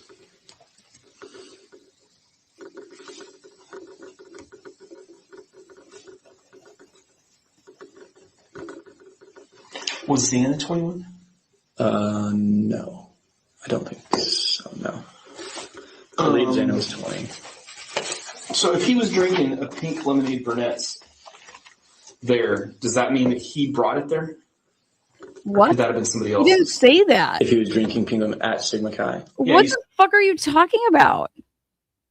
He just told you that he was drinking that. Conrad was drinking that. So that night that he was drinking a pink lemonade brunettes? Oh, that was mine. That was Look at this idiot. That was mine. Like, how do you fuck that up? How do you fuck that up? You fuck up everything, Van Leuven. You suck. Jennifer Drake owns your ass. Your fat fucking ass. yours. Yes. You brought that alcohol. Pisses me off. Yes. Okay. For myself. That was my own alcohol for the night that I had. Oh, okay. And- did Ethan, that's that also what Ethan drank? That, yeah, it is what Ethan, the same kind of alcohol that Ethan drank. What was he drinking that night? Not what he drinks. What was he drinking that night? What does it matter? And I think he had a sip of mine that night, but that was just his. He was just walking around taking sips of people's drinks. I find that hard to believe, but whatever. Hey, yo, bro, let me get your shit. Cheers, motherfuckers. Like, what? Go-to drink, and that's why I offered it to him because I hadn't seen him in Hey, I do hadn't you seen want him a that day sip? before. And so Okay. I was like, hey, do you want a shot? Kind of thing. Okay. Do you Got want it. a shot? I was just trying to figure out if he'd gone to the liquor store that Oh, day. no, he hadn't. Did he go to the I'm just trying to figure if he went to the And today. then from Look at his there, fucking I financial remember records. talking to him. He said, hey, you got to try this new flavor. I don't know. Look at it. Look at his phone records. Look at his GPS coordinates. Yeah, Ethan, 19, 20 years old, going to the liquor store. What an idiot this man is. What an absolute fucking clown. Flavor strawberry banana. And I was like, that sounds terrible. And then I remember making fun of his jersey because he was wearing a Steelers jersey because it was Santa's, and he's a Seahawks fan. And I was like, why are you wearing a Steelers jersey? You're a Hawks fan. And he was like, I know it sucks, but it's whatever. I didn't have one, so It was a jersey party. a jersey party. Mm-hmm. Jersey Chasers. I love it. There it is, guys. Ready? Now we get the truth. What was ready? Ding, ding, ding, ding, ding. Lana, genius. Oh, it was a Jersey party. Oh, so Bethany and Dylan did not change their clothes. Now we got it. Jersey party, you say. Well, guess what? Bethany is wearing the same shit in her interview at whatever time it was in the morning. What she was wearing is what she wore last. Both of those girls have on stuff that's what they were wearing that night. Let's see some pictures that night. Bethany, come on down, girl. Bethany wearing a Tom Brady t-shirt jersey. Okay. Did not go to bed. Who the fuck gets into their bed with the clothes that they were out in? That could smell like, cigarettes, that have probably like liquor spill all over. Like, what?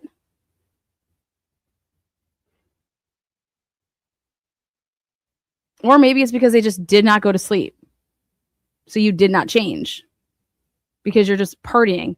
And go take a look at Noonan's body cam again. And I'm going to show you that Bethany was nowhere around when he arrived. Okay. And when he's at his car, then he comes out a couple different times. And I'm going to pause at different spots. The person that's wrapped up with the blanket was not Bethany. It was a girl with plaid pants. Okay. Bethany appears and Noonan's catches it. Noonan's like, were you here when I got here? These girls were up all night long. All night. All night long. Okay. And then after that, We just went to sleep. The fuck? Okay. we kind of just stayed in there for a little bit, all hung out for a little while before the party, and then I think him and Xana. Oh no! I left. I left the apartment after that and went back to my apartment, and then went into the party for a little bit. Again? Apartment. Okay. These people are wild. And then after that, I was in the party for a little bit. Came back to my apartment. I was kind of just going in and out the whole night. There used to be a great Pink Floyd mural on the wall. Really? On the stairs. It was really intricate. Nobody wanted to paint over it because it was so cool, but it had been there for like 10 years. Uh-huh. They finally got painted over it. Are you kidding me? He's talking about what he was doing at this party, and you start talking about a pink Floyd. What? A great Pink Floyd mural on the wall. Really? On the stairs. It was really intricate. Nobody Dude, get him some Adderall. Get this man some Adderall. He has ADD. He is something. wanted to paint over it because it was so cool, but it had been there for like 10 years. Uh-huh. They finally got painted over it. Yeah, it's not there anymore, sadly. I wish it was, though. But, Dude, he is talking about the night of, and he just blurts this out. What is he doing? This is Idaho State Police. This is who you employ. God, he is such a fucking flub. and yeah, some girls came to my apartment as the party started kind of dying down because I think we ended the party at 1 o'clock. We normally end them at 2, but for some, I think there was a Idaho bound or something. Your campus was dry for some reason. What? And so I actually don't even really know how the university let us throw the event, because usually even wet houses can't throw wet events during dry campus, but for some reason they let us throw it. And then I think we shut it down at 1, and then from there we hung out in my apartment, just me and some other girls, and then we hung out there till about 2, I believe, and then we went over to their apartment at the Whites.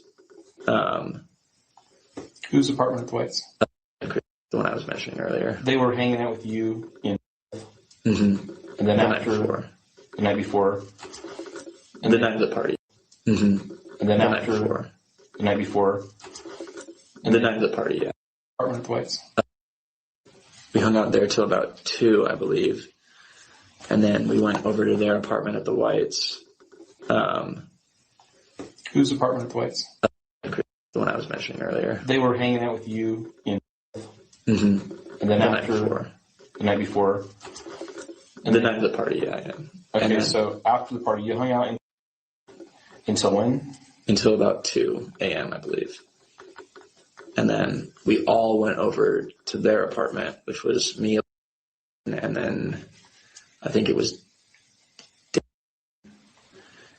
I apologize if I don't have the best memory of this. I had drank a lot that night.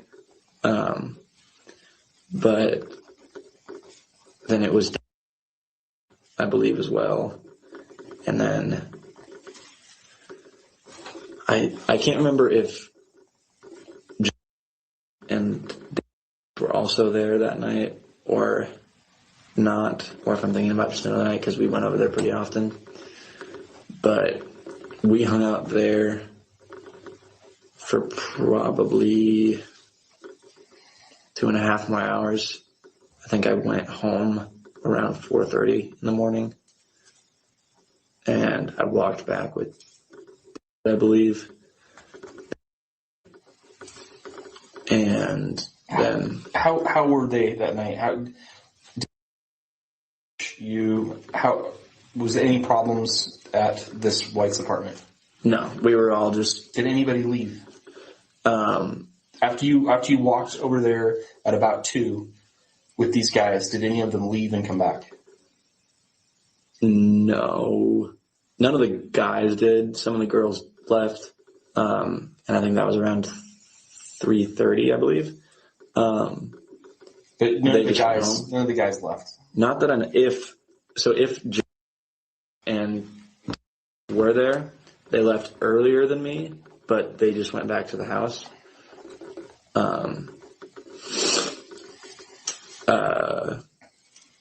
But yeah, no one left and came back. So we're trying to ID this car. You've probably seen the photos so far. The white one, yeah. Did any of these people drive a car like that? We're trying to ID this car. Did any of these people? Oh, we're trying to ID this car. No, not that I know of. I don't think has a car up here. I don't think does either. And I drives like a white Ford Escape.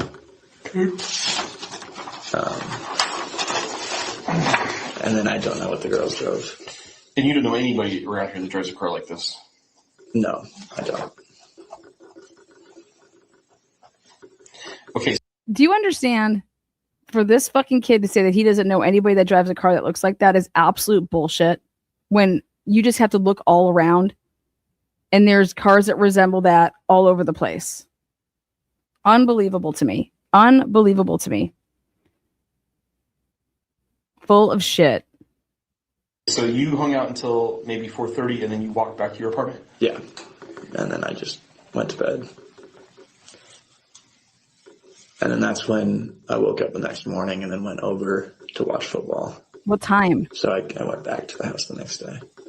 Or not the house. What time, Van Leuven? Sorry. I know that it's not a big deal to you. Like, times don't matter to you. What time? White's apartment.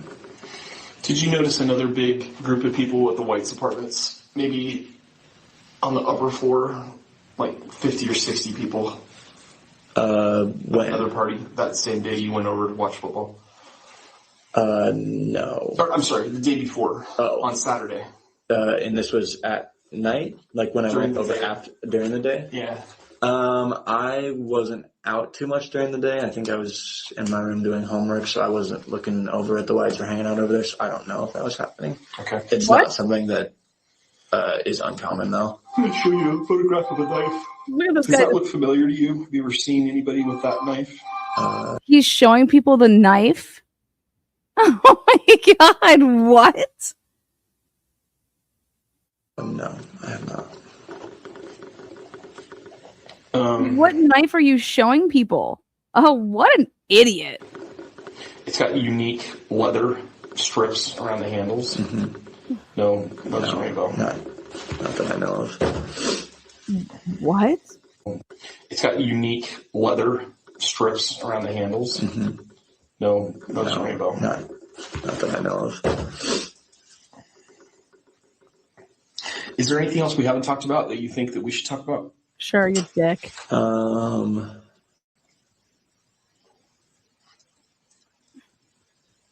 mean, not really. Not really. Yeah, I can't really think of anything. When you were walking home, when you were with the whites, you were walking home. Had you noticed anything or seen anything suspicious? Any cars driving around, or people walking around, or anything? Everything just seemed normal. How about the people that got stopped in the... Yeah, I didn't notice anything out of the ordinary.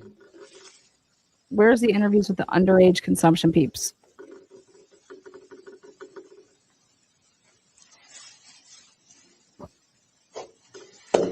Okay. If you think of anything else, give me a ring. I sure appreciate you coming down. I'm going to stop the interview now at 6:26. 6:26. You would have thought that he... Okay. 6:26 p.m. You would have thought it was, I don't know, like midnight, yawning, Wow. Just wow.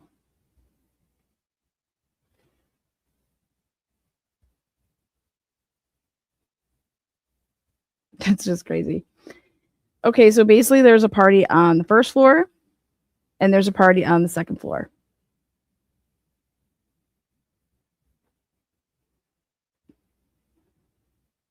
And he went and was in the house on the first floor. Can you believe that you did not ask this dude when was the last time that you saw Ethan and Xana? Nope, don't ask that. Don't ask that. Don't ask what time you came back over to the whites that day. What time did you last see Ethan and Xana? When you were at the whites, did you guys hear anything? Were you guys playing music? Fucking nothing. Van Leuven is so bad. He did all of these interviews, you guys. He did all of these interviews and he is just dog shit. He is literally dog shit. He says that he left the whites at 4th. Who was still at the party when you left? Was everybody gone? Hey, who left? Did anybody leave when you were there? Like, to just run over across the street and kill people and come back all bloody? Unbelievable. Unbelievable.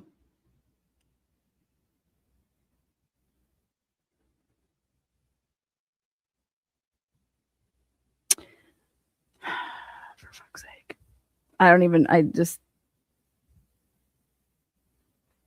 Then he wants to know if he's seen this murder weapon with, the K-bar knife. Basically, he's showing him the knife. Okay. That goes in to the K-bar sheet that they found. That's what he was showing him.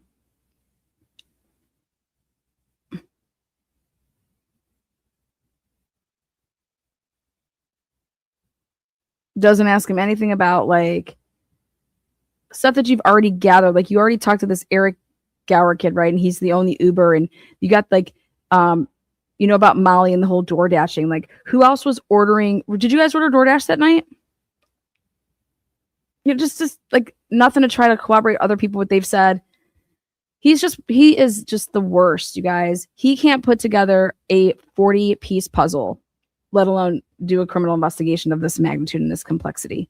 He just doesn't have it. He sucks. He absolutely sucks. Now, another audio recording came out, and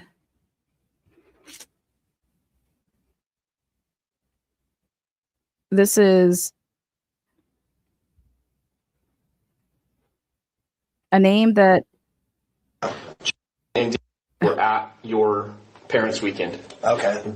Says that she remembers there being somebody there, some guy that didn't belong there, and he had to get escorted out. Do you remember that event, that instance? Sorry.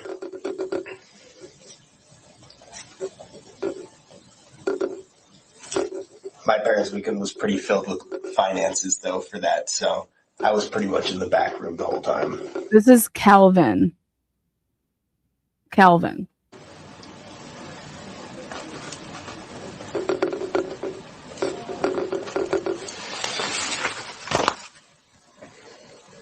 That Ethan had in the house. So tell me about relationships that Ethan had in the house.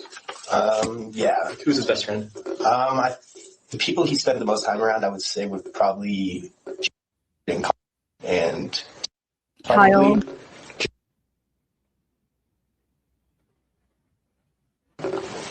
And I believe is his full name. And I think they were really good for each other because a lot of those kids were really in similar places at the time of like really trying to figure out, kind of not so much because he's older than the bunch, but those kids were younger, and it's kind of weird because came in same PC technically, so rushed with them, but he was a junior at the time, so mentally more mature and kind of had school and those things figured out.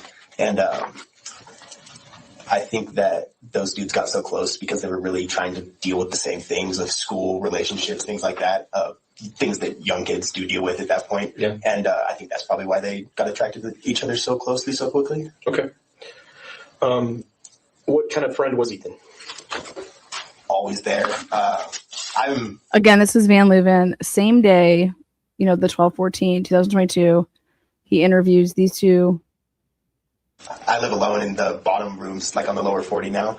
Those were always two men. Right, kind of a swank deal. Like I'm going now, Kind of one man, right? That's right. Strange to me. But I mean, a lot of my time I spent with Ethan after my sophomore year, his freshman year. So like this year, a lot of the time I spent with him was online video games or things like that.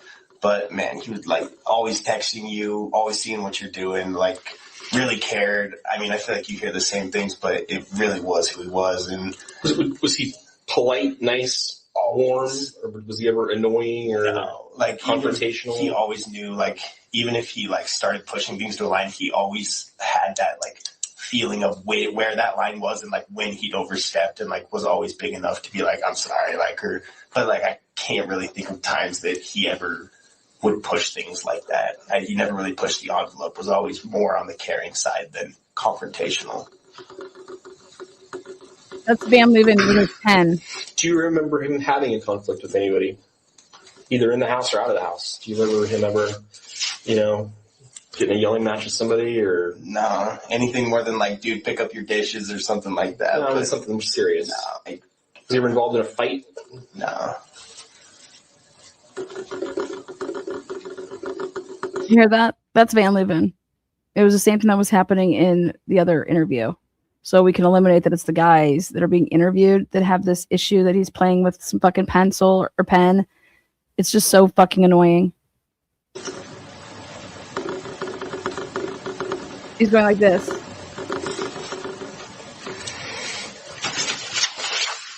So if you look at this list, you can see the people that have been marked. And I think the ones in stars have been described as good friends of his. And the P's are for people in his pledge class. If you look over that list, do you generally agree that those are the people that we should be talking to?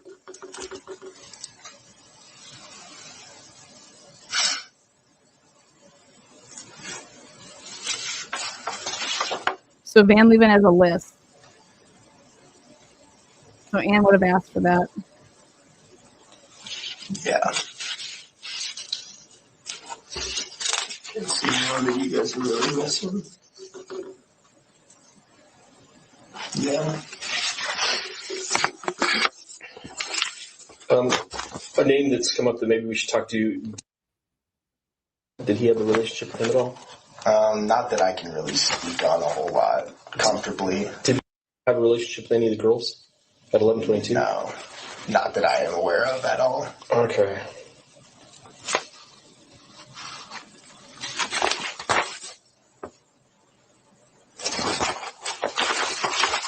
What about? I really can't speak on any of his relationships either. From what I know, neither of them went out that much, but I don't go out that much either, so. I think that he just says something about Neither David. of them went out. That really can't speak on any of his relationships either. From what I know, neither of them went out that much, but I don't go out that much either, so.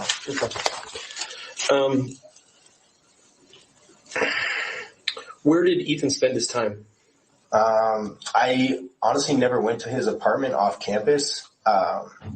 For the first entire time, I thought he was actually living at the Browns or the Yellows, which are right behind the Whites. Right? I thought that's where his original single person apartment was, but so I had never been to his other apartment, but he was always at the house, whether it was room, which is on the opposite side of me on the bottom of the lower 40, or hanging out with and those guys. But most of the times when I saw him was at the house and not out partying and things like that. Did he spend a lot of time at 1122?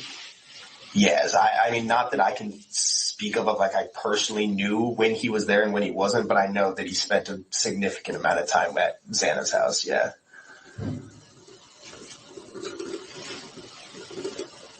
You guys, they refer to his apartment. They say the 76 apartment.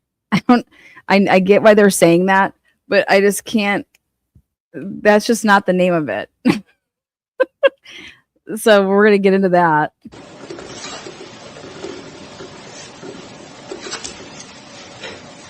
No one has been there. Did you know Xana before Ethan? Not anything more than she's in our Clash What? of Clans clan, but I've talked to her a couple times here and there. We were freshmen together, but I probably didn't know her until I was a sophomore, honestly. Okay. Great girl, though. Great person. Did they seem like they were going to go the distance? I think What the fuck is the relevance of that? Did they seem like they were going to go the distance? I'm sorry. to me they were the same person, goofy, almost so not what's the word I'm looking for, not oblivious, but just kind of the world is great, everything was great, didn't matter if it was actually bad or if it was great, everything was just great, Everything is perfect. right, exactly. So it's almost just obliviousness in there, but they're smart, awesome people. So yeah, no, I couldn't see a problem with them. I'm not going to put words in their mouth, but I could see them going the distance. So was there an ex that Xana had that maybe was mad that she was moving on? I don't know Xana that well, honestly. Not plugged into relationships and the drama that well in campus, I guess. Okay. What about Ethan's past? Did he ever talk about growing up? Not a ton past basketball and kind of club and things like that. Club? What do you mean by club basketball? Okay. Yeah. That's really what we kind of bonded over to start. When I first met him was I also played club basketball and traveled and, basketball all summer and all spring. And so that's kind of where we found our initial relationship, was through basketball. But past that, before going, I really wasn't familiar with the area they're from at all. Nor did they really speak about it a ton.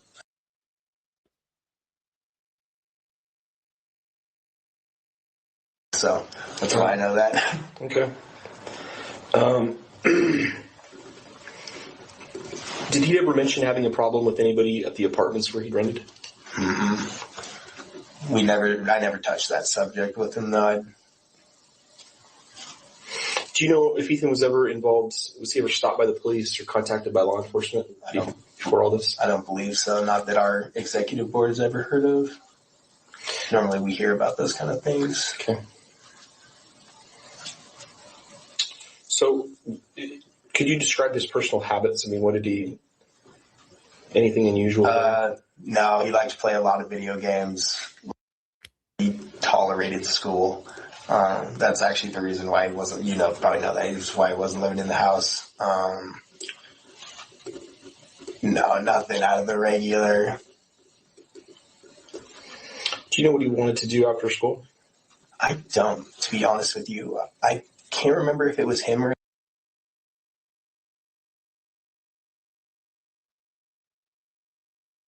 on that, to be honest. That's okay. I'm not completely sure. Any changes in his personality? No, other than the fact that he wanted to be back in the house and was driving for that. So definitely more motivation, but not negative changes.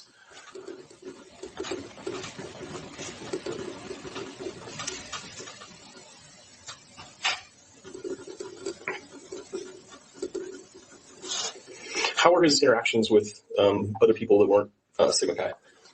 Did he have any friends outside of Sigma Chi? Yeah, he did. I know when they were going through Rush, they were very outgoing people, and I know a lot of people that really wanted them to be a part of their houses, and so that spoke to me pretty quickly of obviously they're outgoing people, and they just have those loving, friendly faces. When they smile, that you just want to talk to them. But I can't, again, I don't go out a ton to party or drink. I do it, I'm a college kid, but it's not where I spend the majority of my time, so I can't really speak to like a lot of his outside interactions at like events or things like that. A lot of things I go to are pretty much just Sigma Chi events. Okay. When you did stuff with other sororities, fundraisers and stuff, Yeah. Was he normal, fine, no great, problems? like one of the most people that brings in the most energy and gets people going. Yeah, no, never any issues. Any significant events that happened prior to this, just around within the house, in the area, car wreck, thefts, break-ins, fights with other people? Yeah, not relating to him. No. How about any drug raids? How about you guys have drugs in the house? Any drug raids? How about was the FBI around before this? What were you going to say? But that was a couple month or two before, and I don't that it's not related to Ethan. What is it? Had an incident with the police. I think he's still dealing with it, to be honest, but can't speak on it, but I just know. Is he a Sigma Chi? Yeah, he is. Do you remember what that was about? It was a drunk driving related thing. And he plowed through a carport or something of the sorts, and Okay. he's dealing with that, but nothing before that. Okay, let's talk about drugs a little bit here. Yeah. Obviously, we don't care about drugs. We care about trying to solve homicide. Yeah. We understand that there was some drug use over 1122. Do you know about that? I don't. I never spent enough time over there to really find out about those kind of things. Hold on. We understand that there was some drug use over 1122. Do you know about that? I don't. I never spent enough time over there to really find out about those kind of things. Okay, he said I never spent, and then he says he changed the word from never, that he had been there before but didn't spend enough time. So we understand that there was some drug use over 1122. Do you know about that? I don't. I never spent enough time over there to really find out about those kind of things.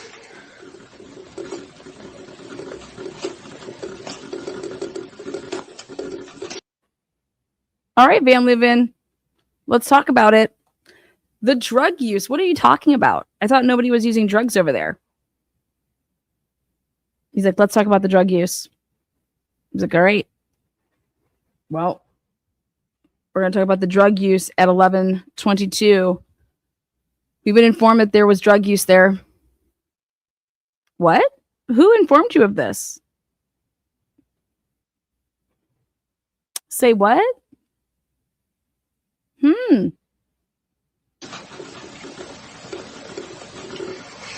If you wanted to source Adderall, where would you go?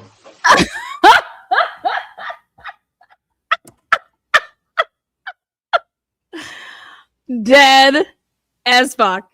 If you wanted to source Adderall, where would you go? What? He's so dumb. I know there's a couple guys in the house that have prescriptions. If I wanted to, like, sourcing makes it sound bad. Makes it If you're sound looking like for someone to sell you Adderall, where would you see that. Yeah. So there's a couple people that Yeah, you see that? Like, yeah, like that's bad. Like, what do you mean sell it? Like, basically, what this kid's saying is like, there's people that have prescription Adderall in our house, and if somebody was to like take one of their pills or something like that, like that's he in his brain is like, that's not bad. Sourcing makes it sound bad. Like, and then he's like, yeah, sell, like, you know, if I wanted to buy it, sell it, whatever. Yeah, and then the kid's like, yeah, again, like that's bad, you know. Holy shit. He says Adderall, not Coke. Adderall, not heroin, meth, Adderall. He's not gonna. I know there's a couple guys in the house that have prescriptions. If I wanted to, like, sourcing makes it sound bad. Makes it if you're sound looking like for someone to sell you Adderall, where would you see that. Yeah. So there's a couple people that have prescriptions. Yeah, but like I'm not buying it from them. Like at that point, it's just like a, hey man, like I just need to get this assignment done, like something like that. Like Fair enough. I don't want to give you the impression that people are dealing Adderall out of our house. It's not like No, what's going that's on. not what I think is going on. Wait, that's not what you think is going on? Why wouldn't you think that that's what's going on? What the fuck are you talking about, Van Leuven? That's exactly what's going on, but that's okay. I mean, right? That goes on every campus. People are buying and selling Adderall. Yes, that's a fact. And for him to say, I'm not, are you high, Vanny?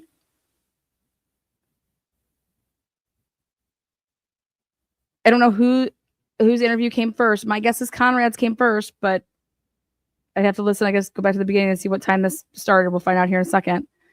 Frankly, I think it's a different house, but Like something like that. Like fair enough. I don't want to give you the impression that people are dealing Adderall out of our house. It's not like No, what's going on. that's not what I think is going on. Frankly, I think it's a different house, but Frankly, I think it's a different house. You guys, he should not be doing this. He has, do you think that he's going to investigate Sigma Chi? He's a Sigma Chi. You think he's going to investigate Sigma Chi? Get the hell out of here. He's going to protect Sigma Chi. I cannot believe that Van Leuven, it makes so much sense now. This dumb motherfucker would be a Sigma Chi. I love it. I love now knowing this. Like, God, I love it. I cannot wait, you guys. I'm doing my Jennifer Drake depositions. Cannot wait. Cannot wait. I'm playing his interviews first, though, of Jennifer Drake.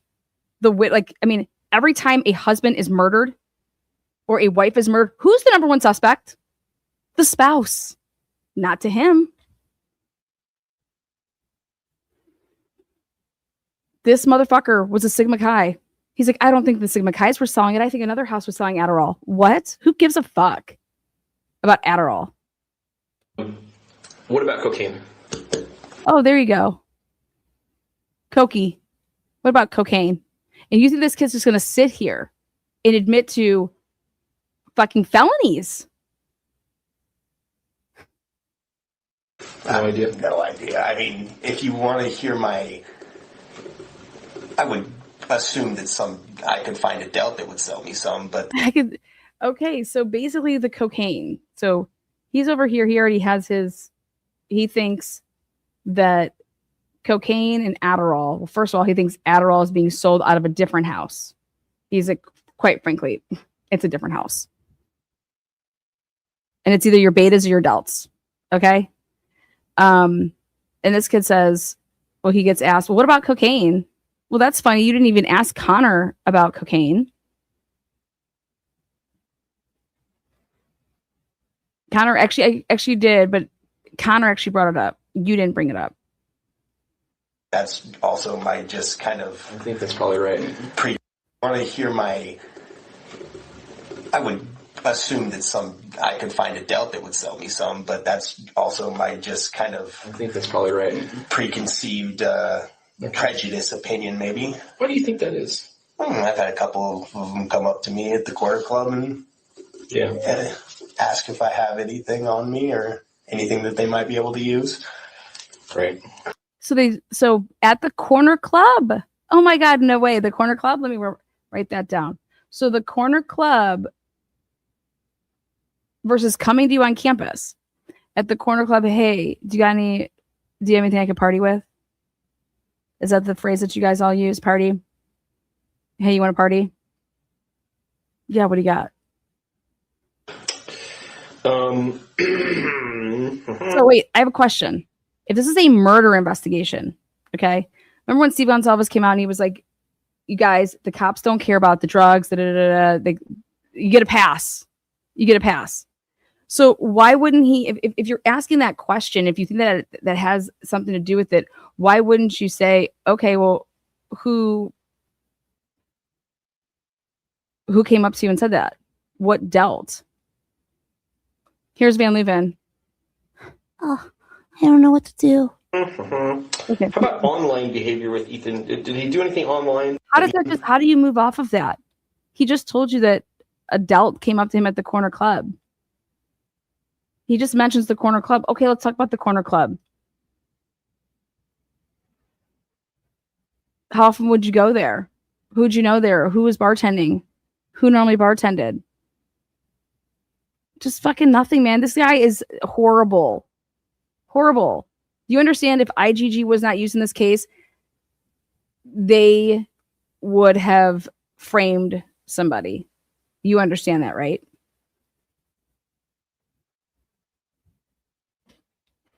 Yeah. Ask if I have anything on me or anything that they might be able to use.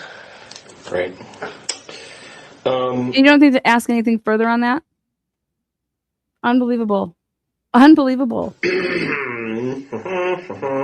How about online behavior with Ethan? Did he do anything online unusual? Did he have any contacts online? No, and like, do you play games with people from like back home? Xbox, we just play with I play with one of my, but he just lives at, he's like my brother. I grew up with him since I was 2, I think. So we've got the Sigma Chi community. Yeah. And we've got grown up home family community. Yeah. What other communities is Ethan part of? I know somebody said he plays intramural sports. Yeah. And then he's got his classes that he takes. Yeah. So what, besides those 4 pots of people, what other pots might we find him in? If that makes sense. I mean, honestly, and like the way he was so outgoing. So where like I almost wouldn't even group like it would as Sigma Chi, it would be like Greek life almost, which is like right. The hard part too of like he was an outgoing person like that. He knew a lot of people liked him. I forgot the kids. I think it's or something. I'm not familiar, but I know that they were best friends and like made a great relationship through Rush. Who he was best friends with? I can't remember. No, it's not Jack. To be frank, it's the kid who called 911. Hunter. Hunter. Sorry, Hunter. Yes, Hunter, not Jack. Sorry, misspoke. Where are you from? I'm from. Yeah. Okay. My family's originally from. So. Did you know? No, I didn't. Or didn't Showalter? No, I grew up on the east side. Oh, you hear that slip in? Showalter? No. Okay. My family's originally from. So. Did you know? No, I didn't. Or didn't Showalter? No, I grew up on the east side. So I pretty much stayed in my 15-minute radius there. Okay. Yeah. Okay. Do you know about Ethan's schedule? Like what he did every day? No, to be honest, he texted me probably around noon every day to play Fortnite or some type of video game. Were his classes online or were they in person? I'm honestly not sure, to be honest. I most of the time couldn't play with him at noon because I'm in my heavy course load because I'm in my last 2 semesters here. So I'm in my series classes taking 18 credits. So most of the time I couldn't play, but he would text me just about every day asking if I could. 18 credits. Okay. Same answer. Homework dog. I'm sorry. Any recent changes to his schedule? 18's normal. No.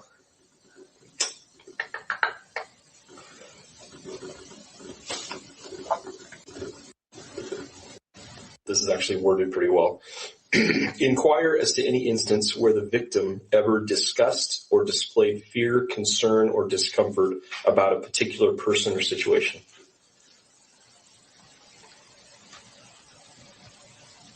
Anything? No.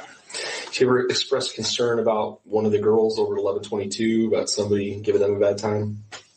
No, I can't say that that topic came up between him and I all that often. I was honestly closer with than I was Ethan, but I think that's also because he's still in the house and I could talk to him more often. But Fair enough. those kind of topics never really came up when Ethan and I had the chance to talk. It was kind of just more goofy.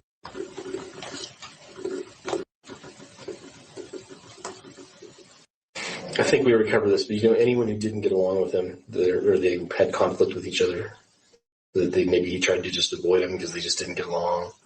No. Nothing like that.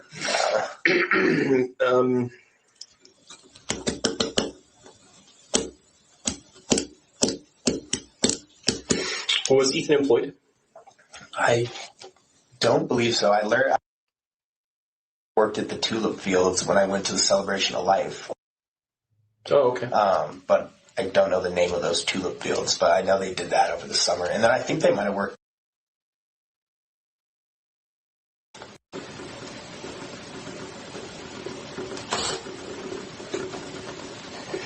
If they worked, do you know what they did? I don't think he did that much up here.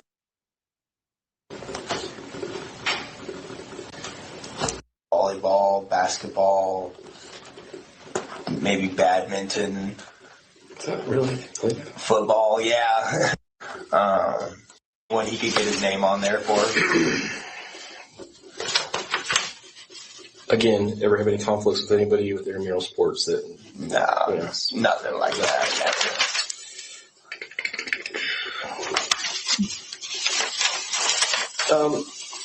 Did you know if he did anything for money other than a job? Was money ever an issue? Was he ever not able to pay his bills, or did he ever make a big purchase where people were like, "Wow, where'd the money come from?" and anything like that? Are you fucking serious? Are you serious right here? Right, yeah. Ridiculous. Jesus Christ, family, then stop with your pen. It's your pencil.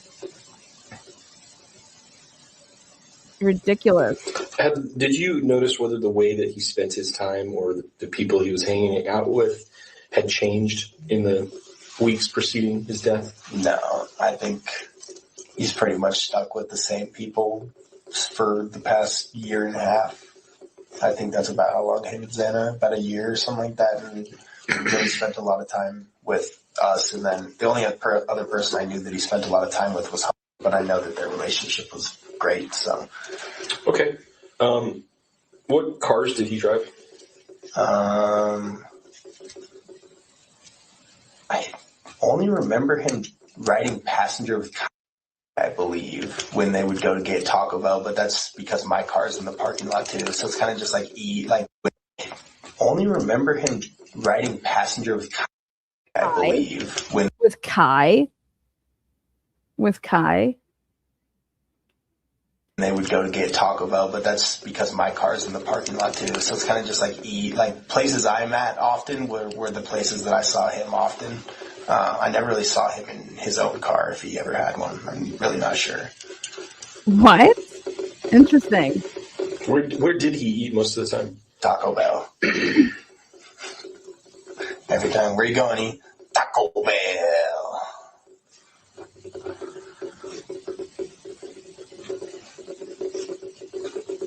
He says it was good. That's not correct. He says it was good.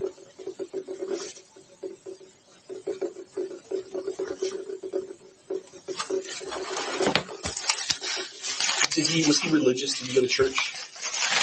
You guys, Kai Davis is who I believe that they're talking about. And Kai Davis, we already put out his interview. Kai Davis was Bethany's booty call person, and nobody went and interviewed him for like 2 years. 2 years. And then the person that actually interviewed him. So Van Leuven keeps hearing this name and just fucking this is, you know, one of these days I'm going to open up one of my emails to show you when I wrote one of my tips to Ann Taylor and how I just literally I think shredded Van Leuven's ass, like, and with proof. Same with Leslie Lehman. These people are just ridiculous. But yeah, Kai Davis wasn't interviewed. Ann Taylor had to ask, like, where's this interview? Where's what interview? We didn't, there's no like that interview doesn't exist. And she's like, what? And so then they went and interviewed him, pained it after Ann Taylor was like, you didn't interview him? She wasn't believing it. I know.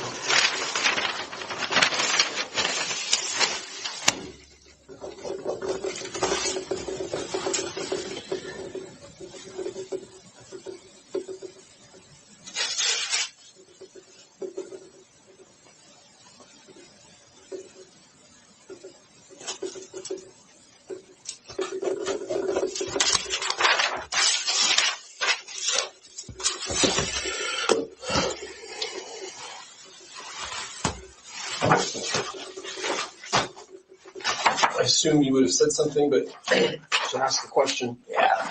do you know anybody that has that kind of car? I've seen that car in the area. I haven't. Nobody has seen a car that's an Elantra. You gotta be shitting me. You guys, there's cars that look like the Elantra all over that area. I just think that that's hilarious. You know, Jack Katovich drove one, for heaven's sakes. No.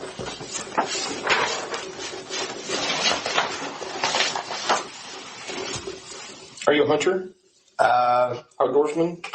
Yeah, I guess. My dad's way more avid than I am. Probably wishes I was a bit more, but I just got my hunting license a year ago or so. Okay, I'm going to show you a picture of the knife. This is a very unique looking knife just because of, well, have you ever seen a knife like this before? Do you know what kind of knife that is? Do you know anybody who owns one? No, I don't. I'm familiar with the K-bar because I've seen them at like gun shops and things like that, but no, I don't know. Really unique handle. Yeah, no, I don't. Leather wrapping. Okay. Unfamiliar.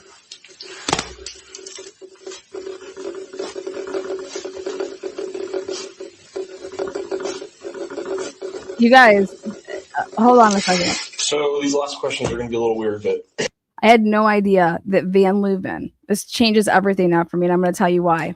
I had no idea that he was going around to the Sigma Chi's and showing them the knife that goes into the sheath that was found, okay?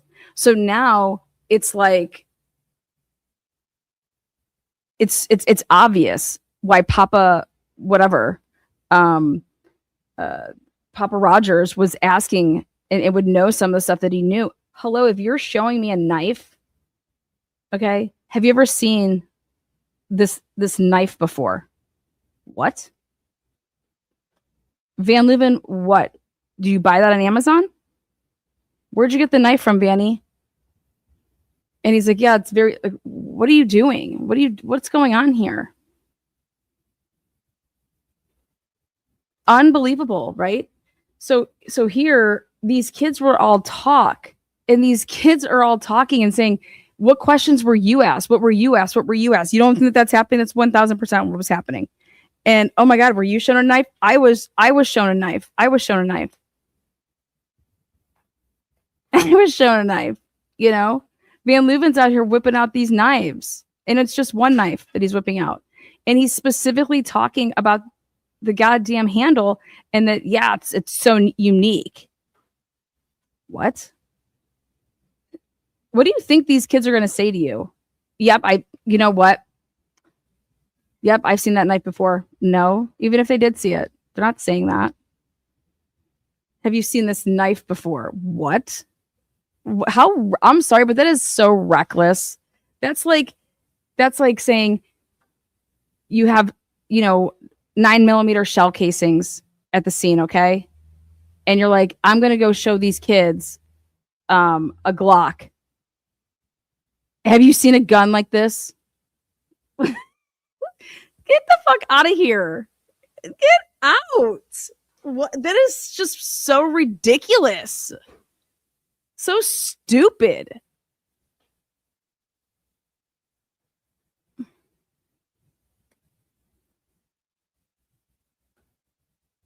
They're not supposed to be. When did you hear that this had happened? I heard before anyone else in the house, really. I heard it from my friend who had heard that there was a group of deceased people and that one of them might be Ethan. And I just stepped out of my room for the first time. He's our. I was once your. True story, Right. Okay, so he told you, and when you fully realized what had happened, that there were 4 people that had been murdered via being stabbed, and one of them was Ethan, and one of them was Xana, and they were at that 1122 house. What was your initial take? What did you first think?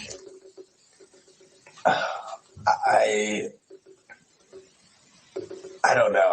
I wasn't that close with the girls, so I was kind of missing a lot of pieces in that sense of like I didn't even honestly tell like I didn't know the other 3. I didn't even know that Xana was there with Ethan. I just heard Ethan's name, and then probably 3 or 4 days after I figured out the other people, or we heard or somehow.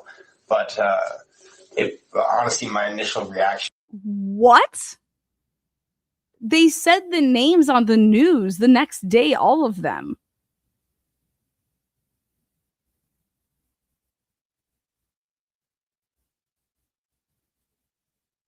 A lot of pieces in that sense of like I didn't even honestly tell like I didn't know the other 3. I didn't even know that Xana was there with Ethan. I just heard Ethan's name, and then probably 3 or 4 days after I figured out the other people, or we heard or somehow. But honestly, my initial reaction wasn't even like, how did this happen? It was, or like, what happened? It was just like, Ethan, like, that was the only thing I could think about, was just like, nobody should have to go through that, and like, especially not him out of all people. Like, he was the least. Go through what? What happened? Go through what? What did he go through? We weren't even thinking about we were thinking about nobody should have to go through that. Like, go through what? Deserving of that. Like that, I feel like that was the only thing I could think of. No one's deserving of that. Was the fact that, like, again, I wouldn't wish that upon anyone else in the world, but especially him. Like, he never deserved that. Deserved what? Why isn't Van Leeuwen saying, like, what do you think happened? Because homeboy thought that somebody hit somebody over with a bottle of alcohol. Same house. I feel like that was the only thing that kept running through my head for the first 3 days. Just because he was such a good person. Just like the most impeccable. Like, again, not the smartest, not the hardest working all the time, but like just the most genuine ever. Like that, he never lacked that ever. So if you had to attribute, I mean, what did you suspect who did you suspect had done this? Or what type of person would you suspect had done this? And what do you think their motivations might have been? I don't know. I guess when I heard that there was no sexual mutilation of the bodies, it is almost more frightful in the sense of still being hurt, or like that person still being in an area, because like that changes the motive or like the reasoning behind. No sexual mutilation? Okay, first of all, nobody came out and said that. They came out and said that there was no this wasn't what? Nobody came out and said this. It was just that there was no sexual assault. Oh my God, mutilation. What the fuck? No one's ever said that.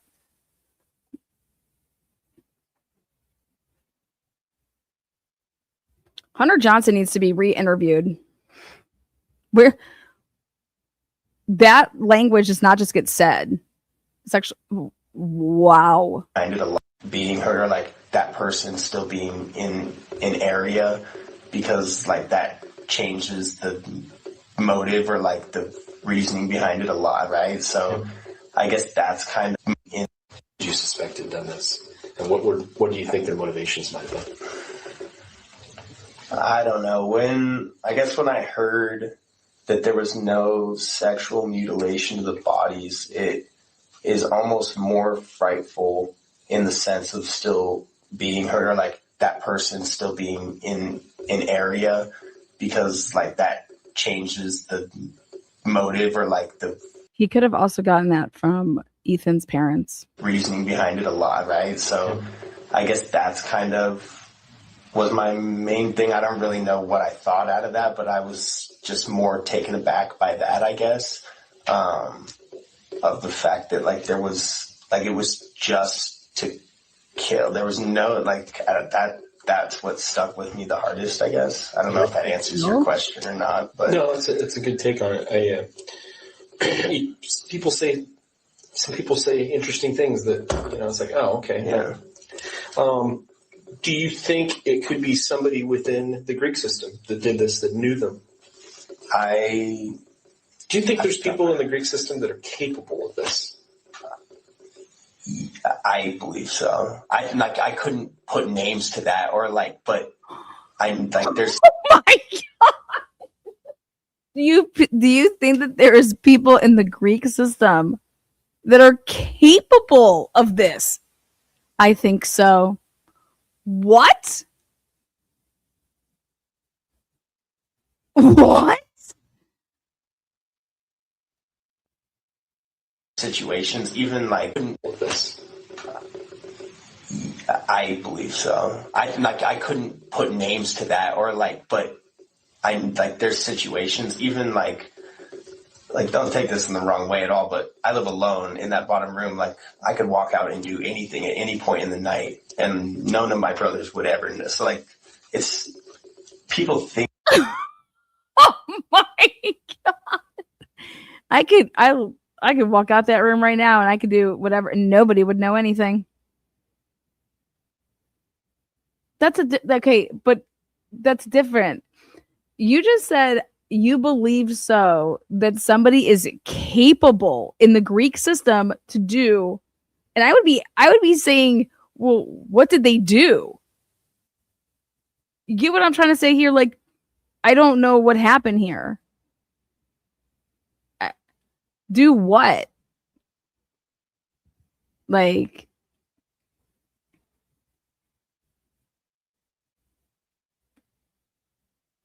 just go into a house and just start stabbing everybody? Fuck no. Who the fuck would do that? It would be hard, but like it would not be that hard for someone to, tiptoe out of their house at 3 a.m. and all their buddies are drunk, or who knows. There's a lot of different circumstances people are in. He said 3 a.m. Tiptoe out of their place. Tiptoe out. Jeez. Do you understand that if this was Indiana, his ass would have been arrested? Richard Allen, come on down. Oh my God. Van Lulu showing actual knives. Why isn't anyone saying, man, this one frat is full of those knives or things. Man, a bunch of folks take pics and horseplay with all of those times. Yeah, exactly. The girls were using machetes to cut. There was a bunch of shit going on. Like, this is crazy to me. To think that I could answer that question and say, hey, Lana, do you think that anybody on your team would be capable? Like, is anybody capable of doing this? One of my teammates capable of going into a house and for no reason stabbing over 100 times 4 people. Fuck no. No. Those 4 people, absolutely not. Because why? Like either they like them, they know. What? I believe so. What? Who? And that I think would allow opportunity for this. And that would not be that hard for someone to, tiptoe out of their house at 3 a.m. and all their buddies are drunk, or who knows, there's a lot of different circumstances people are in that I think would allow opportunity for this. And my gut, I've talked to Jim about this a lot and we're kind of on the same page, but just due to, I don't believe, you guys know more than me, but I don't believe that it could be a traveling person. Again, it's not hard to guess what a college kid's doing on a Saturday, whatever. But to me, it was a bit more meditated than that. And to me, it's like someone wouldn't just be able to like waltz through Moscow on a weekend and hit timing points like that. And like Thanksgiving break and snow on the ground and like things like that where there was like, that's where I think it sadly came from. Someone, maybe not the Greek community, but someone who had A lot of people are from out of town. Yeah. Ball games. Yeah, that's true. That's true. And, these especially, the girls had big social media presences. Oh my God, Van Leuven. Oh my God, Van Leuven. Why did you just cut him off? Holy shit. And I guess what a college kid's doing on a Saturday, whatever. But to me, it was a bit more meditated than that. He uses the word meditated. He means premeditated. He means calculated. This was premeditated. He thinks that this was premeditated. It seems like he was a little bit more meditated than that. Like, to me, why aren't you asking, why do you think that? What does this kid know? What does he think that he knows? What is he talking about? He says the words opportunity. Like, listen to the key trigger words he's using. 3 a.m. Somebody could just tiptoe out of here. Their friends are drunk. They wouldn't even know. Opportunity. Then he's like, I don't think this is a traveling person or something like that. Van Leuven's like not listening. He's a horrible listener. And to me, it's like someone wouldn't just be able to like waltz through Moscow on a weekend and hit timing points like that. Somebody wouldn't just be able to waltz through Moscow and hit tiny points like that. What the fuck does that mean? You guys, I'm asking a very serious question here. What does he mean by that? You shouldn't know what that means. You should have to ask that question because it doesn't make sense. You have to say, okay, what do you mean by that? In his brain, he knows what he means by it, but you need to ask, wait, what do you mean somebody couldn't waltz through Moscow?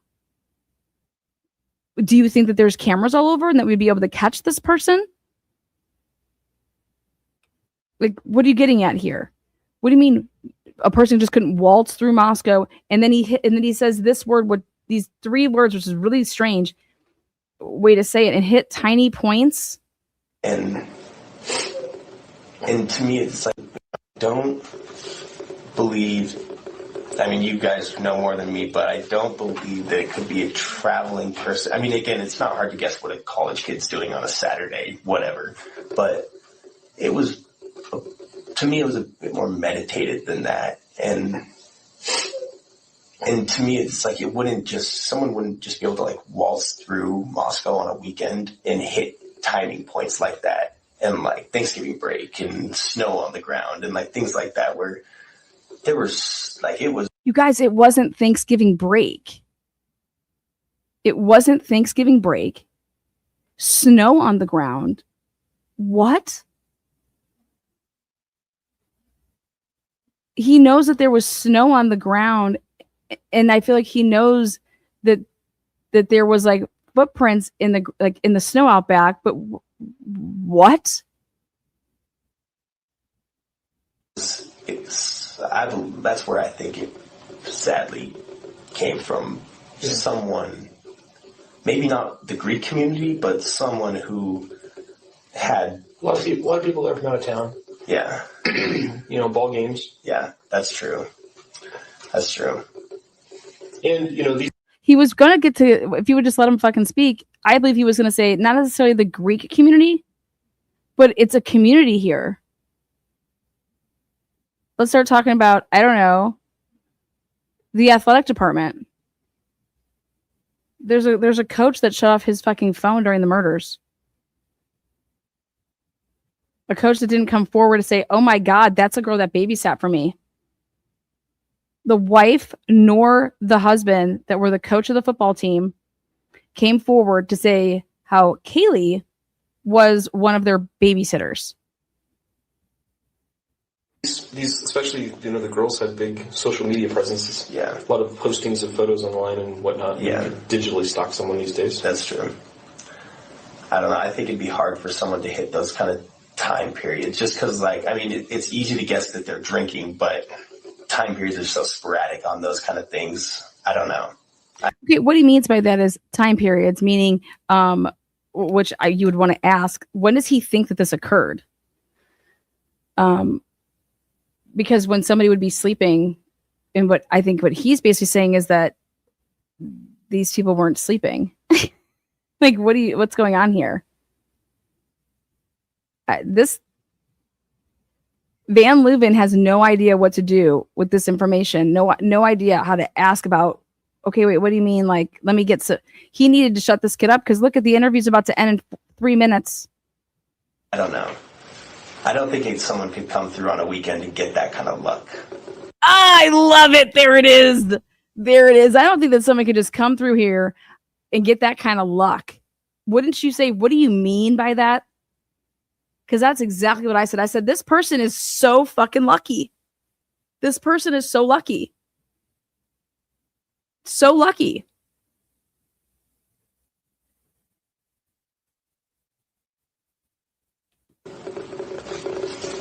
Van Leuven has nothing to say about this. Someone could come through on a weekend and get that kind of luck. You have to ask, what the fuck are you talking about? Because you should know. What do you mean? I don't think it was luck. I don't think it was luck. What I think is lucky is why wasn't Bethany and Dylan killed, which would seem like it's lucky. Not if you're not there. And that's the only reason why they weren't killed is they weren't there.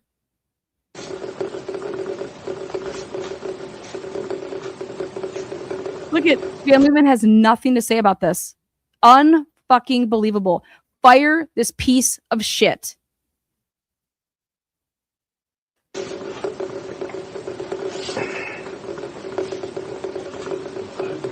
Nothing to say. You are trash. Clip this shit and send it to fucking Nye. This is horrible.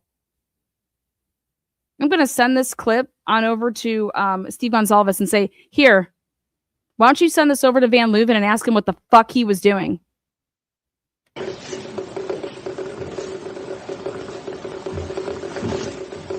Unbelievable. Kids probably do get a lot of tips, huh? Do you understand he has not said a word yet about what this kid said? Not a word. Nothing. And then this kid has to break the awkward silence and say, you probably get a lot of tips. Van Leuven's still doing whatever he's doing with his pen. Kids probably do get a lot of tips, huh?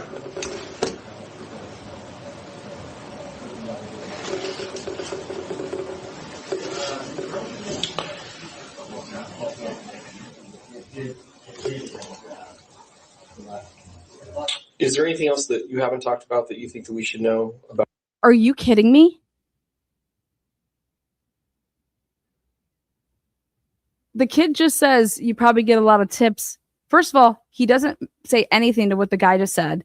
Then the kid has to break the awkward silence and says that. Then Van Leuven ignores that altogether and just says, do you think there's anything else that we should know about? What? you don't have any follow-up questions to say when somebody is saying things like, nobody can just waltz in here on the weekend. Like this is, talk about lucky, but I don't think it's luck. Well, then what do you think it is? He just told you that somebody in the Greek community is capable of doing that. He just told you that he uses the word opportunity. He uses 3 a.m. tiptoeing around. Your drunk friends would not. I could leave right out here. No one's going to know this. You should say why. There's no cameras there. That's why, Van Leuven. And that's what he would say. There's no cameras here. We don't have cameras here. But you can't ask these questions because you don't want it on fucking a recording device, do you? Because you want to protect what? You want to protect your Sigma Chi's? And in the last interview, somebody just told you about a sexual assault that wasn't reported to the fucking police. And you just, oh my God, please stop talking. You are trash.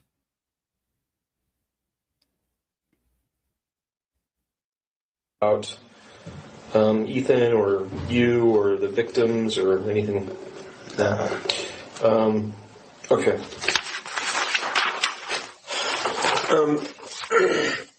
So on the night before, were you around at the house? I was. I helped set up the lodge for the lodge party we had. Like moved all the couches into the study and stuff. And then I probably hung out at the party. So we always have someone who's sober. So I was kind of one of those guys that night. I wasn't assigned, but I just was hanging out up top. And then I went to bed about 12:30. That was a controlled entrance party. Yeah.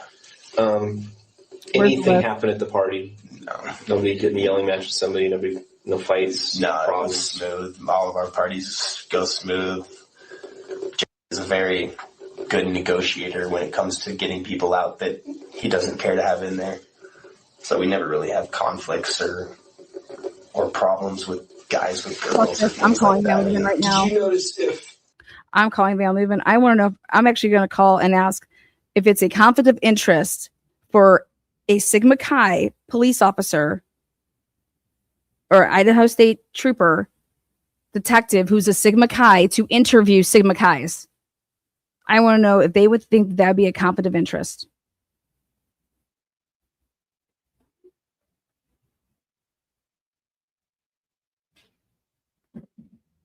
We're calling. We're making a phone call right now. All these people can kiss my ass. MPD. Police. Chief, I have some questions. Is it customary for Sigma Chi's to, interview Sigma Chi's?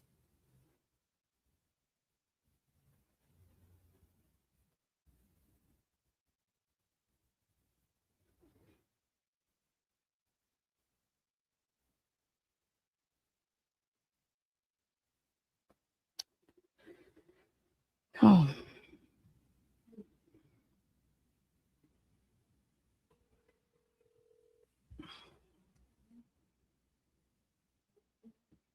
Kaylee or Maddie came to the party? Hi, I was wondering if I can be transferred to, I think it's Captain Dullinger. Are you looking to follow up about something or make a new police report? No, I just have a couple questions. Okay, let me transfer you over to, I guess, what are the questions pertaining? They're pertaining to protocol. Okay, let me try and get you down to the records department. They should be able to get you a hold of somebody. Okay, great. Thank you so much. Moscow Police Department. Hi, I have a question. I'm trying to reach somebody that could answer a couple protocol questions for me. Okay. I don't know. What kind of protocol? Okay, it was just I can get you in the right direction. okay. It's just a question about if you were going to interview, fraternity members on campus, is that something that would be a conflict of interest if the person that's going to be interviewing them was a past, let's say like a Sigma Chi member that was a, law enforcement officer to then interview? Would that be a conflict of interest to interview then, like your alumni is interviewing? So, That would be a campus question, wouldn't it?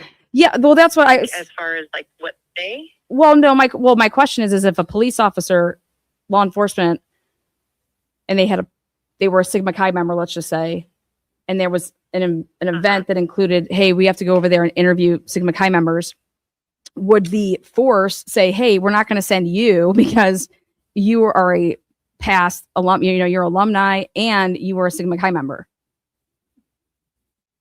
You know what? That would be a great question for our captain of the campus division. Okay, perfect.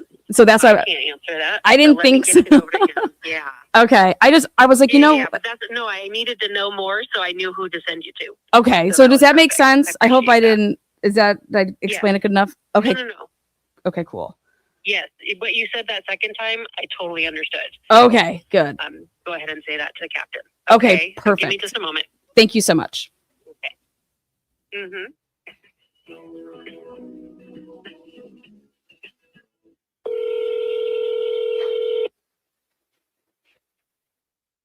Hello, this is Ken Blair.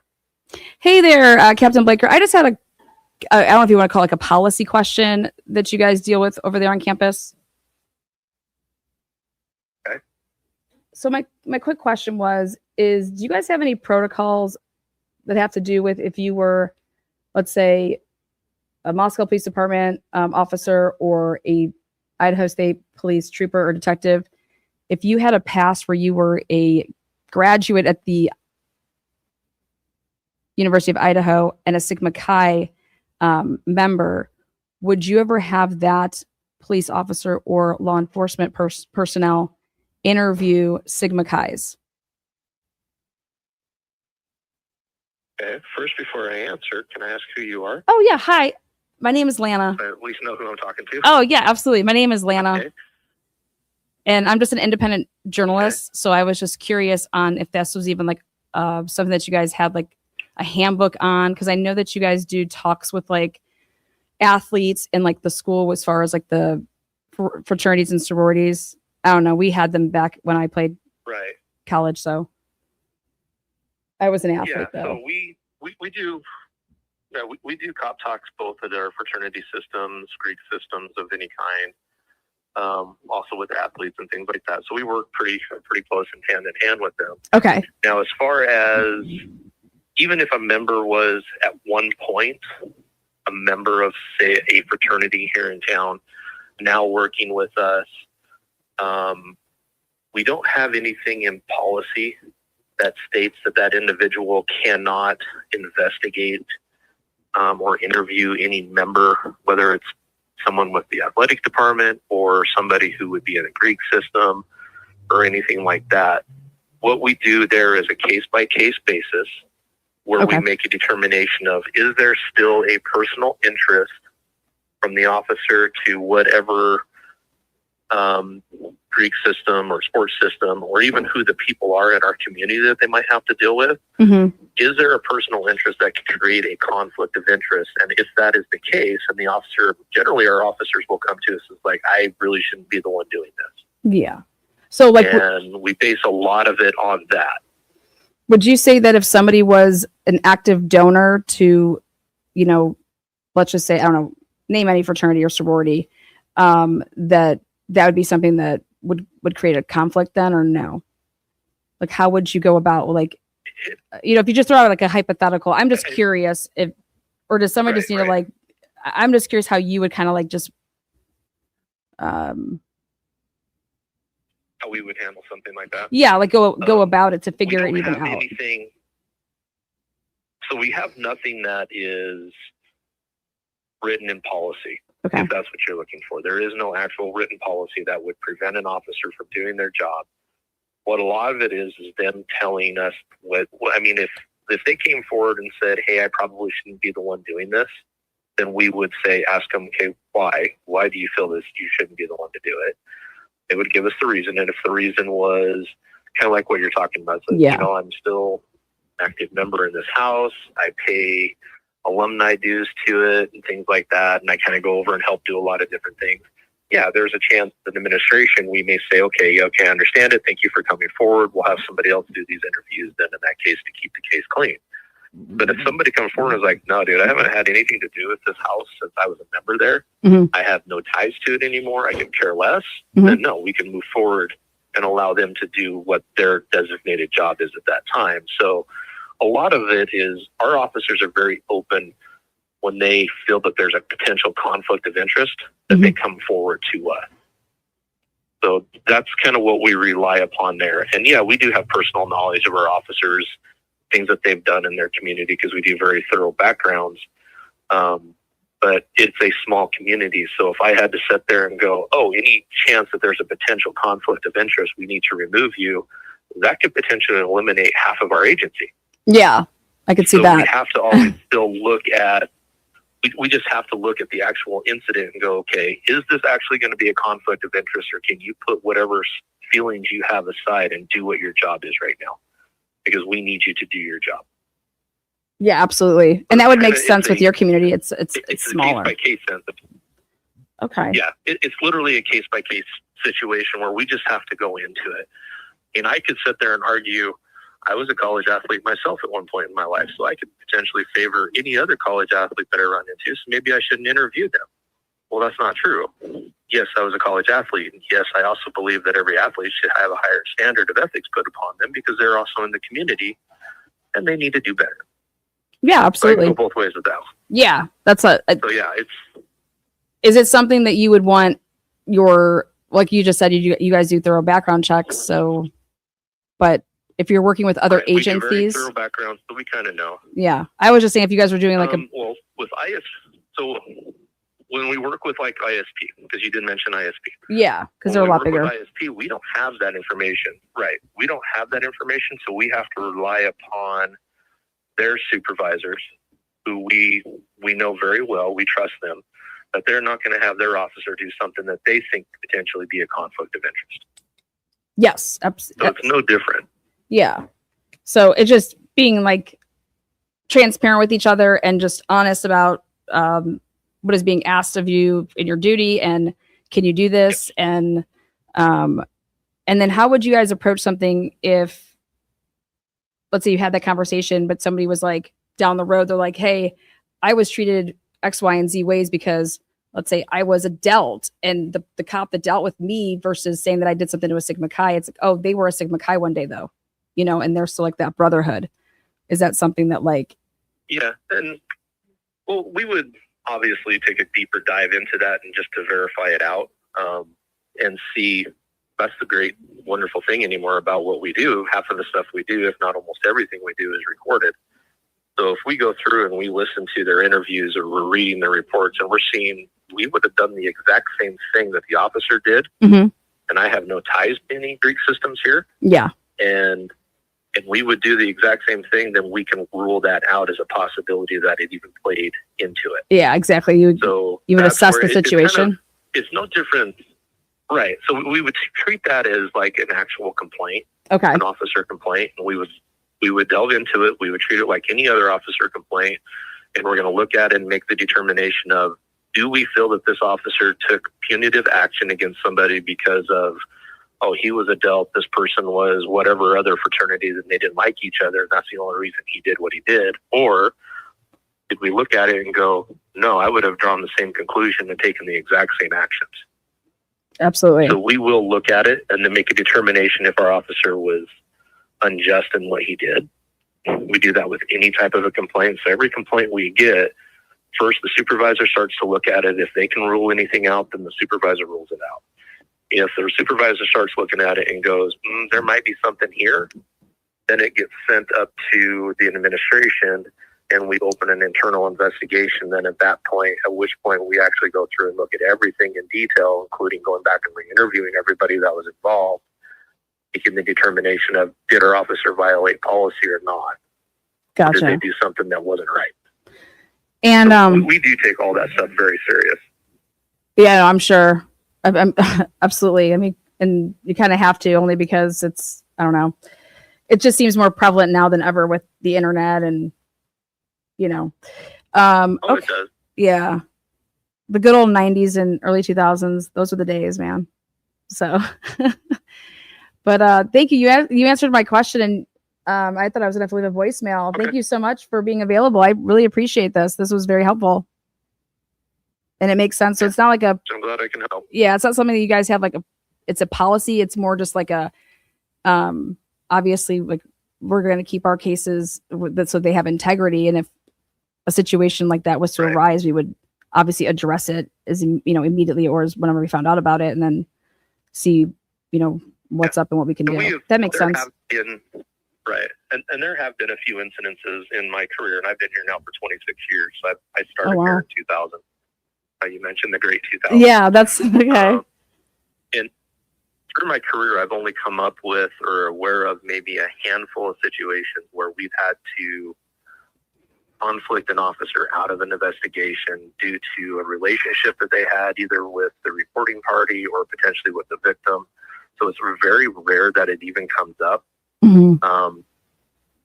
Very mindful of situations like that because, again, like you said, we want to keep that integrity of these cases and make sure that we're doing right on both parties, both with the victims or the suspects, because we want the case to be able to stand in court if it goes that far. Yeah, and that was actually my last question, which is, do you ever consult them with like the prosecutors, because they ultimately like, hey, you're going to have to prosecute this case, or so? Yes, no, we work very closely.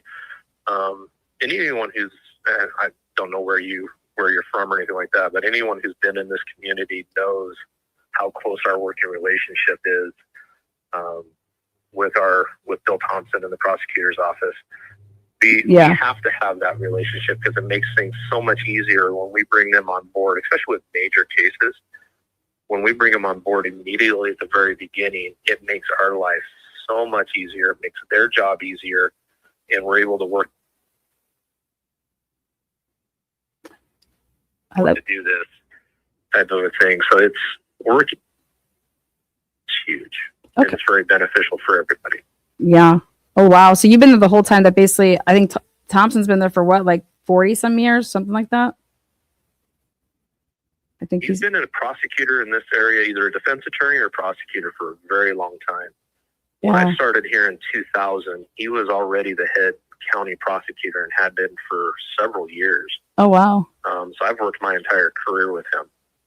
Okay. And I've worked with him on some pretty large cases through my time here too, that having his knowledge and his experience has been huge and very helpful for me on my end, especially when it comes to search and seizure type laws and those kind of things.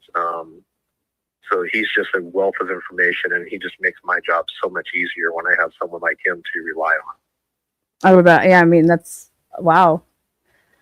Well, thank you so much for taking the time. I think that was the only thing I had was just about the if there was a policy on that, or if it was, like you said, a case by case, and then when you team up with like other agencies, because how would you know who they know or whatever? But we pretty much touched on that.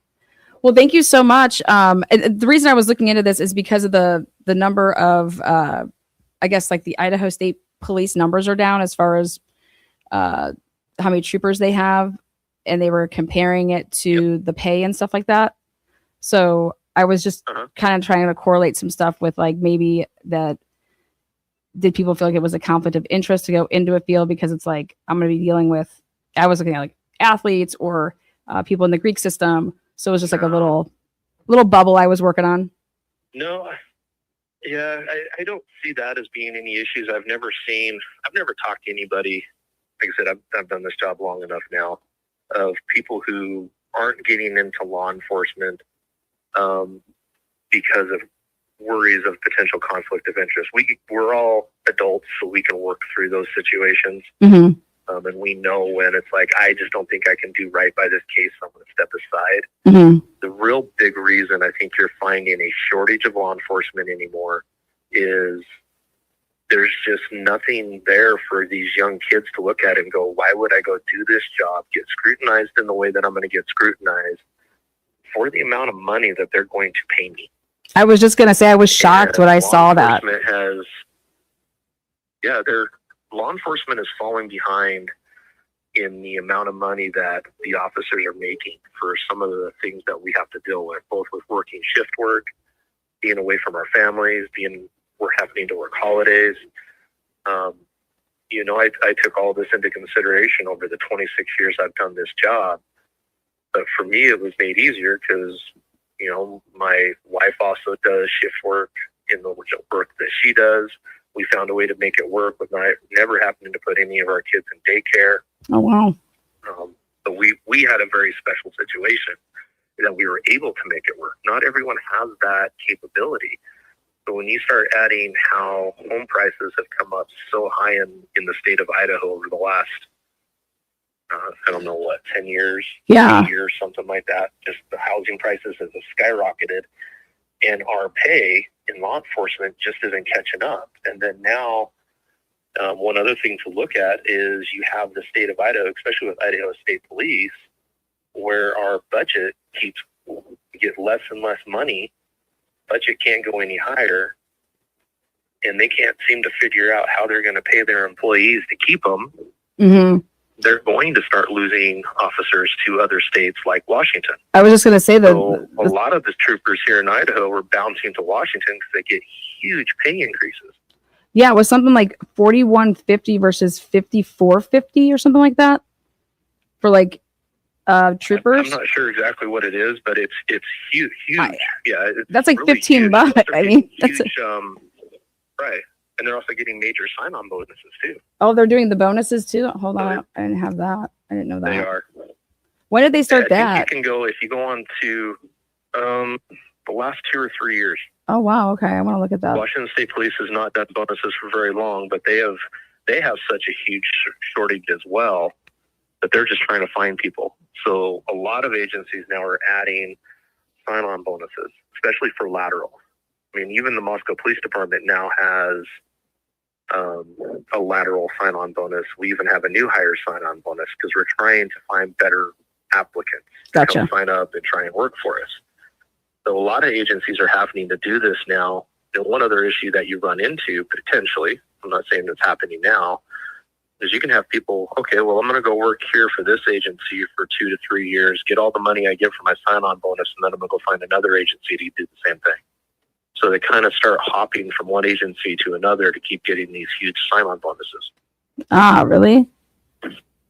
Oh, so there's no like guarantee that you have. See it. Yeah, I was just curious. Like, Yeah. there's no like guarantee. Like, hey, you have to stay with like us for a couple years, or No. wow. Very few agencies require you to sign what's the word I'm looking for there? I'm trying to think of like a Sorry, it's I don't want to say like non-compete, but it's like a, what is it? no, it's not a non-compete. Like clause. it's like They're like a making you restricted sign a free contract agent. that you're giving them like 2 or 3 years minimum, Yeah. right? I mean, you're not signing a contract that says you have to work so many years or you have to pay some of the money back, type of thing. So it's nothing like that, Mm. which I wish we could, but Yeah. because Well, that's what they do with all the you would keep pharmacists. people a little bit longer. Yeah, that's what they do for. Oh, they do it actually with a lot of different places. You have to sign basically a contract that says, I will work for you for this many years Mhm. up until the point where you kind of have met the obligation of the contractor, how much money they paid you out in the sign-on bonuses, so it makes it beneficial for everybody. Yeah. But not very many agencies are trying to do that, because then people are going to look at that and go, well, what happens if I don't like it there? Now I'm stuck until I met my requirement, and then I can leave. Or turn the money back over. You know what I mean? Right, exactly. So it's kind of it's one of those that you know as well as I do. Most of the people, the moment they get that money, It's gone. It's gone before they get whether it. it's to help buy a house or buy a car. Exactly. It's Yeah. already gone. Yeah. They're expecting the money, and they're like, well, I got things I want to pay off, but I want a new car, so I'm going to go buy a new car, and I'm going to use this money to pay off the car. Yep. So it's what they're doing. Oh, totally. It's how people work anymore. Yeah. No, totally. Well, thank you so much for your time. You've been really helpful. I appreciate that. And have a good rest of your Friday. Yeah, you do the same. Okay. Thank you. Well, there you have it. Case by case basis. Yep. And I would say Van Leuven, case by case basis, you had no fucking business doing any of this shit because you couldn't even come up with a follow-up question. But there is no policy. It's not written in policy. I'll tell you this. I do completely agree because I've been looking at the pay difference. Why the hell would anybody become an Idaho State Trooper for $41.50 an hour when you can work in Spokane for $54.50? Okay, like it's just a fucking no brainer. So good. Now I will have to give him a ring a ding ding maybe in a week or two and ask if we can talk about his involvement with Pullman Police Department in the Brian Culver case. So maybe I can also ask him why he doesn't think that he was called to the stand by Ann Taylor for the Franks. But you guys, he's on the money. He's like, we want better people. He's like, we want better people. And they know it. Like, we want better applicants. And it's like, well, how do you get better applicants? Well, if you're paying more money, then you can demand certain things, right? And when I saw what Idaho State was paying, I couldn't believe it. I was like, compared to everybody else. And then when I saw how far, like, they're traveling, you know, where Van Leuven, like, they're up in Coeur d'Alene and they're coming down to Moscow, you know, or they're in these different districts, right? Well, I don't know, man. What'd you guys think? What do you think about Blaker? Blaker's very calming. Should have asked him about his text messages with Bethany. I didn't, Do you think you would have noticed if they had come? No, honestly, no. If Kaylee or Maddie came to the party? I didn't, Do you think you would have noticed if they had come? No, honestly, no. I don't really keep an eye out for people like that. I'm ready to get my degree and get out of here. Carol, right? I do. What was her original question? It was about conflict of interest. So did you see... So my question was to him is, so Van Leuven is a Sigma Chi, and he is straight up interviewing all the Sigma Chi people. And he, we gotta get some interviews if he's interviewed like the Delts or the Betas, the Fijis, but he's over here saying, oh God, I don't think that this house is doing anything. Okay, I think it's a different house that's selling Adderall. How about now let's talk about cocaine? It's just like, wait, what? And then this kid tells you that somebody in the Greek life could have totally been capable of doing this. And I'm just like, then he's talking about opportunity. He's talking about this wasn't just luck, that this was, he used the term somebody meditated. He meant to say premeditate. But Ethan and Xana at the party? No, I just saw setting up the lodge earlier, but I never saw Ethan and Xana in the lodge. I should have said to Blaker when I got off, Truly's for the win. Fuck, Lana, you suck. Why didn't you say, have a good day, Truly's for the win, Blaker? Come on now. I made your ass famous. Truly's for the win. You know what the best part about me is I'm telling you this right now. I can think that you suck at your job. I can think that I just think that you suck. But I'll tell you what, I can still be best friends with you because that has nothing to do with the other thing. Me thinking that you suck at your job. The only thing I think, I should say the word suck for Blaker. I want to know why he wasn't writing his reports. Why he was waiting months to write reports. Why he didn't write reports about everything that he did. Why did he wait not just months? We're talking about a couple of things were like years. Like that's a long time. That's not by the book. That's not protocol.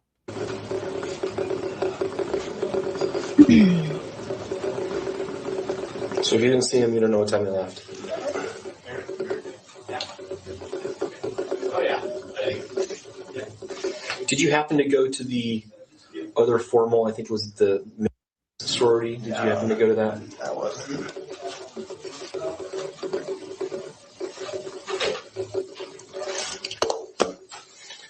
Anything else we haven't talked about? I don't think so. Okay, I'm gonna stop the interview at 5:08.